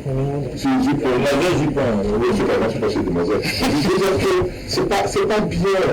C'est pas bien. Nous avons un seul pays. Je pense, on a fait aucun effort pour être Camerounais. On est Camerounais. Le Cameroun peut être pas le pays le plus riche, le plus beau, etc. Nous avons une vocation, nous avons l'obligation de le rendre beau. De le vendre positivement, même s'il y a des choses qui ne vont pas, on va essayer de dire que ça ne va pas, mais sans toujours chercher à voir le côté négatif, le noircir, en espérant que quand on sera au pouvoir demain, on va le blanchir, on va devenir curieusement beau. On le créera pas le nouveau Cameroun. Le Cameroun, mais c'est le même Camerounais qui sera là. Ceux qui font la corruption. Sauf si on fait comme le président ghanéen qui était venu, qui avait pris les armes pour tuer pratiquement tout le monde. Si on ne le fait pas, la Côte d'Ivoire peut tuer tout le monde, il y a des dirigeants, mais la corruption va continuer au Ghana. Donc je veux dire que c'est long de faire un effort. Parfois c'est difficile pour certaines personnes. Parce que lorsqu'on veut faire la conquête du pouvoir, il faut prendre le discours. Celui qui est là, vraiment, est zéro, est nul. C'est nous qui allons venir, qui allons changer tout. Alors, c'est ça vraiment une belle victoire dans un beau stade, déjà comment? Très belle victoire, largement méritée. Et de moi, je donnerai dans le sens de notre média pour dire que on peut avoir des divergences sur les performances techniques. On peut apprécier différemment les joutes sur un terrain, les équipes de football. C'est vrai, chacun a ses estimations, chacun a ses affections pour telle ou telle équipe de football, c'est vrai. Mais là, il s'agit d'un enjeu, de jouer un enjeu national. On est Camerounais. Je ne peux pas comprendre qu'un Camerounais ne supporte pas l'équipe nationale. On peut la critiquer, le dysfonctionnement, l'Africa Foot, etc. Tout ce qu'on veut. Quand l'équipe nationale joue, on a l'obligation morale de soutenir l'équipe nationale de football du Cameroun. Je ne peux pas comprendre que les êtres humains camerounais se satisfont d'une défaite éventuelle de l'équipe du Cameroun. C'est quoi cette histoire? Vous savez, dans ce pays, il y a eu de graves problèmes politiques dans l'histoire. Vous pensez que les gens qui sont morts aux JP6, nous sommes tous aux JP6 de cœur. C'est les gens qui ne regardaient pas les chapelles politiques. Ce qui est vrai à l'époque dans la politique, dans l'histoire, doit l'être aussi dans le football. Le football n'est pas une question d'obédience. C'est une question de défendre l'image de notre pays. Nous sommes Camerounais. On peut chercher à savoir qui est derrière le but de quel pays. Nous sommes Camerounais. Et il était souhaitable que le Cameroun franchisse l'étape des quarts de finale. C'est fait. Et le Cameroun va remporter cette chaîne. C'est mon opinion. C'est mon pronostic. Donc je veux dire que ce n'est pas une question sportive. Mais au-delà des barrières sportives, il y a d'abord la question de la nation. Comment peut-on être anti-national à ce point? On peut défendre son projet politique. MRC, SDF, UPC, SDP, je suis d'accord. Mais quand même, il y a des valeurs communes. Quand je parle souvent de la République, ça veut dire quoi? Ça veut dire qu'au-delà de toutes nos divergences, quand on est en désaccord sur tout, on est au moins d'accord sur une chose, les valeurs de la République. Quand vous allez à l'école, si vous êtes SDF, militante SDF, Marcy, je suis bon parti, maître et RDPC, etc. Quand on envoie les enfants à l'école, mais l'école, qu'est-ce qu'il y a transmis? Ce sont des valeurs de la République. Comme vous le voulez ou non. Ces enfants sont menés par notre volonté. Parce qu'ils doivent nous remplacer demain, quelles que soient les origines. Ethniques, philosophiques, on s'en tape. Donc l'équipe de football, c'est un symbole. C'est un symbole. Les sportifs ne sont pas censés faire de la politique pour voir sur le terrain. Ils jouent pour l'honneur du pays. Moi, je suis très fier de l'équipe du Cameroun. Ils ont bien joué. Ils ont écrasé techniquement les RDC. En score, vous connaissez le sport. Et je suis convaincu qu'on fera une très belle finale d'ici quelques jours. Ah, parce qu'on va déjà en finale. Mais évidemment, ça va de soi. Ça va de soi. Donc, il faut arrêter. Je vois certains hommes politiques, des militants, qui se réjouissent d'une défaite du Cameroun, d'une défaite du Cameroun. Le père Lado, mais il a perdu la tête ou quoi? Il prie pourquoi le Cameroun perd? Mais pourquoi cette confusion entre la politique? Est-ce que l'équipe nationale appartient à M. Paul Biya? Ça nous appartient, y compris à M. Lado, au père Lado. Il croit que c'est comme si on avait cassé l'ambassade parce qu'on est contre le gouvernement. L'ambassade appartient à aucun parti politique. Hein. Parce que quand votre enfant est à Paris, à Washington ou à Londres, il va renouveler un acte de naissance ou un passeport, on ne demande pas de quel parti politique il est. En principe, il a besoin de ça. Pareil pour une mairie. Vous perdez une élection, vous êtes dans une mairie, vous allez établir comme toute citoyenne vos actes de naissance à la mairie, quelle que soit la couleur du maire. Le football n'appartient pas au gouvernement. Le président n'a pas l'exclusivité de l'ambassade. Nos parents sont enterrés ici, les nôtres sont enterrés à Bazou. Vous comprenez ce que je veux dire? Donc ça veut dire que l'âme de nos ancêtres, c'est ici. Mon amour pour le Cameroun ne dépend pas d'un gouvernement. Qui est par nature de pas ça? Le Cameroun va rester, comme vous le voulez ou non. Qu'on soit au NRC, j'ai entendu que certains talibans n'aiment pas. Mais c'est un tort. S'il y a des gens au NRC qui se réjouissent de la défaite du Cameroun, parce qu'on veut nuire à celui qu'on combat. C'est très grave. Donc il y a absence de formation politique. On met le Cameroun d'abord en... Détestez bien, je vais bien vous le conseiller. Le Cameroun, c'est les enfants qui sont là. C'est vous qui êtes là. Il n'y a pas de confusion possible. Franchement, moi je ne peux pas comprendre ça. Alors, Mme Mateki, belle victoire. Véritable position hier au stade japonais de Douala. Victoire du Cameroun des buts à 1 face à la formation de la République démocratique du Congo. J'ai arrêté de m'intéresser au football quand le football camerounais existait encore. Je me rappelle, à cette époque, les rues étaient pratiquement vides quand il y avait un match. Que le Cameroun joue à l'intérieur du pays ou à l'extérieur du pays. Et qu'à ce match-ci, j'aurais aimé assister au match en direct parce que pour découvrir le stade de Japonais, je le vois juste en passant dehors, quand je vais à Edouard. Je voulais voulu assister au match, mais il n'y avait pas de ticket. Il n'y a pas eu, nous étions nombreux qui voulaient assister au match, il n'y avait pas de ticket. Normalement, ils se sont abonnés comme des petits pains. Ça, les tickets ont été vendus parce que quand moi je vois l'engouement de Célestin à dire c'est le Cameroun, nous aimons le Cameroun. Nous tous nous aimons le Cameroun. Mais nous tous nous savons comment ça se passe ici au Cameroun. J'ai des athées qui voulaient assister au match. Peut-être d'autres ne pouvaient pas. C'est-à-dire que d'autres ne pouvaient pas, peut-être d'avis, comme vous avez vu peut-être le père Lagdo. Mais assister à un match du Cameroun, comme vous l'avez dit tantôt, ou bien aller en Europe, ne dépend pas du MRC ou bien du président du MRC, ou bien parce que tu veux prendre le pouvoir. Donc, ça veut dire qu'assister à un match, c'est un événement personnel. Le MRC ne t'envoie pas là-bas en tant que représentante. Tu es une Camerounaise qui aime le football, mais maintenant, tu as voulu assister en direct, tu n'as pas pu le faire. Donc, ce qui fait qu'automatiquement, en insouciance on voit toujours la manière dont le Cameroun est dirigé. Parce que même pour, je ne sais pas comment ce sera la finale, que M. Célestin attend, ça dit qu'il attend impatiemment. Je crois que les billets de la finale sont déjà vendus. Et que si tu n'es pas dans le réseau, tu ne pourras pas assister à la finale.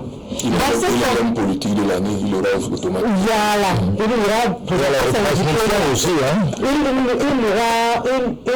ira montrer son diplôme là-bas. Ah bon. Bon, maintenant, dans ce cas, comment pourra-t-on, c'est-à-dire comment on peut aimer dans le football, où tu sais que le système t'empêche de voir un match. Mais madame, de qui on parle? C'est le système.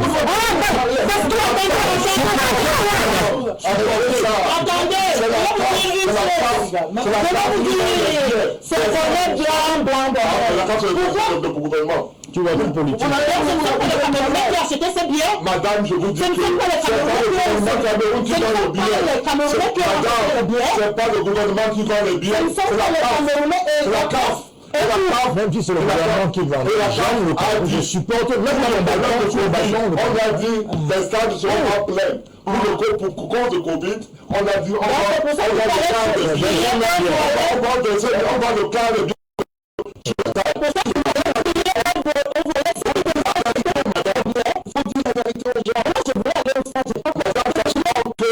on n'a pas le gouvernement qui doit empêcher d'aller Madame, Monsieur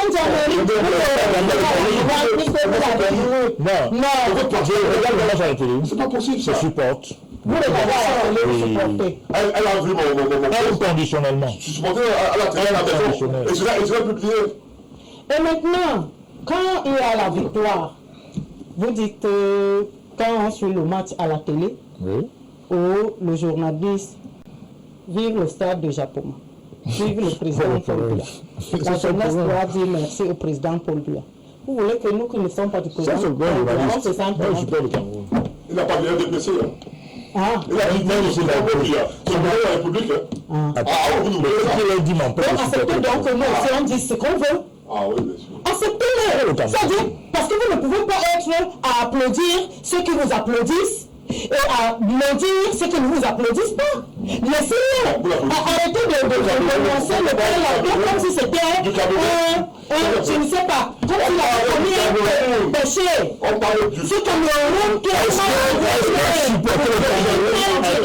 le politique. Est-ce que supporter le Cameroun, son pays, est un acte politique? Non, c'est quand c'est le gouvernement que le Cameroun. Ça, je m'en fous. Et que c'est tu n'appartiens à aucun parti politique. Non, en principe. Il pense que le Cameroun n'existait pas avant 2012. Il va cesser d'exister. Il existera que le jour où... Quand il reportait le match de reporter le reste du Cameroun, il avait une tendance bien connue. Oui. Mais ça, c'est son problème. Moi, je dis que, quel que soit l'endroit où vous trouvez, Washington, Douala, Makepe, Malopum, vous supportez le Cameroun, même dans la cuisine. Le MRC n'a jamais annoncé, comme je l'ai dit tantôt, qu'il ne supportait pas le Cameroun. Non, je n'ai pas parlé du MRC. Oui. Donc, qui se sent bon? Oui, vous l'avez dit. Le MRC ne l'a jamais dit. Il y a des gens qui disent, oui, tapis dans les partis politiques, qui souhaitent la défaite de la qui souhaitent la défaite de leur pays. C'est inconcevable, c'est inadmissible. Le Cameroun, ce n'est pas la propriété d'un parti politique. Attendons que M. Nzamé fait son parti politique et on verra. Ça, c'est éternel. Merci. Même dans la tombe. Monsieur César, nous sommes entièrement d'accord sur la question. Alors, M. Tek, on parle justement de cette rencontre entre le Cameroun et la RDC, comptant pour les quarts de finale de cette 6e édition du CHAN. Victoire du Cameroun, qualification pour les demi-finales. Et le stade va se jouer à Libé, dans la région du sud-est Cameroun. Alors, comment avez-vous apprécié la prestation des Lions du Cameroun? Ça a revenu sur les déclarations ou les propos de Maître Biya pour avancer. Bon, non, je vais le rectifier à la fin quand même. J'ai vu juste la deuxième mi-temps, parce que la première, on était occupé à la chefferie du canton d'Onga, dont je suis l'office, par rapport à régler les problèmes de canton. Donc j'ai eu l'occasion de voir la deuxième mi-temps. Ce que je voulais dire était très belle. Le match était beau. Ce que j'ai vu, c'était bien. Ce que je vais quand même, je ne l'ai pas vu. Donc je ne peux pas en parler. Et ce que je voulais dire, c'est qu'il ne faudrait pas que certains acteurs ou bien certains citoyens stigmatisent d'autres de ne pas aimer ou alors d'avoir moins d'amour pour le Cameroun. Il n'y a pas de barème qui mesure l'amour d'un citoyen pour son pays. Ça, c'est la deuxième chose que je voulais dire, c'est qu'il faudrait que dans notre vie quotidienne, nous apprenions à récompenser les acteurs qui nous donnent la fierté. Moi, c'est ça ma préoccupation par rapport au football. On a le fast spirit, on a gagné, on le veut, on tient même à ce que ça se fasse. Mais également, on veut que le championnat se joue. Ça fait 2 ans que le championnat tu as raison. Ça fait 2 ans. Parce qu'on se passe le temps, les autres joueurs au football, nous sommes dans les tribunaux. On sort 200 millions de francs pour aller faire un recours aux tasses. Donc c'est énorme. Pendant ce temps, le footballeur que nous avons apprécié, qui a fait tous les beaux gestes d'hier, a passé 2 ans sans jouer. N'a pas eu un seul sou. Pendant ce temps, les gens se tapaient l'argent que lui devait avoir pour bien vivre. Donc il faudrait qu'à un moment, qu'on sache récompenser les acteurs, ceux qui nous donnent la fierté d'être Camerounais, à un moment qu'il soit récompensé. Vous avez un joueur comme Jacques Zoua, qui depuis le premier match ne joue plus 10 tonnes parce qu'il a réclamé les primes. Après vous allez dire non, c'est qu'il est malade. Mais en fait, nous tous nous savons que c'est parce qu'il a réclamé les primes. Il s'est dit non, je suis un acteur, on a fini de jouer, on est tombé d'accord sur un certain nombre de principes. Vraiment, si on a fini. Maintenant, on peut comprendre ce que Maître Biga a dit. Il va toujours évoquer l'unicité des caisses. Pour dire que le ministre des Finances a estimé que Jacques ne doit pas attendre la fin de la compétition. Jacques ne doit pas attendre la fin de la compétition pour bénéficier de ses primes. Mais en même temps, chaque soir, nous avons une jurisprudence qui nous montre que dans ces choses-là, il faut frapper fort pour que vous les ayez immédiatement. Vous avez le cas, non, laissez l'Égypte. Vous avez les plus petits qui sont revenus et qui étaient à l'hôtel Marcel. Ils ont passé près d'une semaine à l'hôtel Marcel pendant que le propriétaire de l'hôtel demandait de payer le séjour. Ils ont dit non, on a réception à la présidence, dès qu'on revient de là, on va te payer. Ils n'avaient même plus leur prime, le séjour n'était pas payé. Dès qu'ils sont revenus à la présidence, le responsable de l'hôtel a demandé mais on fait comment pour ma facture? Le lendemain, les effets étaient dehors. Donc vous voyez que les gens ont quand même peur, ils s'effraient qu'on peut finir et puis il doit nous mettre dehors. Donc ce que nous voulons penser, c'est qu'il faudra que nous n'avions il faudra que nous mettons des politiques. Justement, quand on fait des promesses, ça veut bien qu'on ne tiendra pas ces promesses. C'est un acte cruel, criminel. Voilà. Parce que si la promesse est une source de motivation, et si tu ne la tiens pas, s'il y a d'autres matchs après, ils vont peut-être plus bien jouer parce qu'ils vont être convaincus que ça ne sera pas versé. Donc c'est celui qui a fait la promesse qui doit être puni. L'impunité, c'est grave. C'est très important. Oui. Depuis Antoine ce problème de prime a toujours existé. Il faut que ça cesse. Oui. Parce que je dis, pour les compétitions internationales où la CAF, la FIFA donne de l'argent, il y a l'argent qui est donné. Il faut qu'on paye ces gars. Mais non, il n'y a aucune raison. Il n'y a aucune raison. Il n'y a aucune personne. C'est pas bien. Les plus grands ambassadeurs du Cameroun, ce sont les joueurs. Alors, moi, je voudrais peut-être le pronostic pour mercredi prochain parce qu'on affronte l'adversaire qui sera connu ce jour. Le contre par l'adversaire de Samuel, c'est une question gagnée. Comme l'a dit M. Diamel, même si c'est pas grave, ça fait ce qu'on gagne. C'est comme on a dit, de toute façon. C'est ce dernier mois. La finale, c'est un acquis, on gagnera 2-0 en finale. Ah, c'est super. Donc, on est d'accord, c'est l'édition. Bien sûr. Le 7 février, on gagnera 2-0. La finale, oui. Ah, c'est noté. Alors, Madame Etak, Madame Bateki, c'est vrai que vous vous intéressez plus aux questions de sport. Parce que si je suis incapable de payer, si je ne peux pas payer le ticket pour aller au stade, et que le stade, c'est rien. Tu as appelé à la maison, tu regardes le match. La lumière est coupée chez moi. Le téléphone. Je ne peux pas parler. Mon téléphone, monsieur, après, oui. Après, vous allez m'acheter un téléphone qui a fait pour le mien. Monsieur Njaman a promis à mon dos vision de m'acheter un téléphone. Je ne sais pas. Cameroun. Peut-être. Non, pas le mec, ça va bien sûr. Alors, monsieur Etak, la victoire du Cameroun, je vais élever l'équivoque que Mme Biteki vient de dénoncer sur la coupure d'énergie. Oui. Il faut dire que depuis près d'une semaine ou 10 jours, le Cameroun connaît des petits soucis en énergie. Ça veut dire que... Depuis des années, tu veux dire? En fait, beaucoup plus accentué pendant la CAN. Il y a eu le fondement, le CHAN, il y a eu le fondement de la ligne 225. Ça veut dire qu'il y a deux parafoot qui ont lâché ça. Ils ont fait un communiqué. La réduction de l'énergie. Il y a tout rien communiqué. Oui, non, je veux dire qu'il ne faut pas ramener ça. Donc ça a été arrangé alors. Non, actuellement, ils sont en train de travailler tout le Cameroun. Merci, Biga.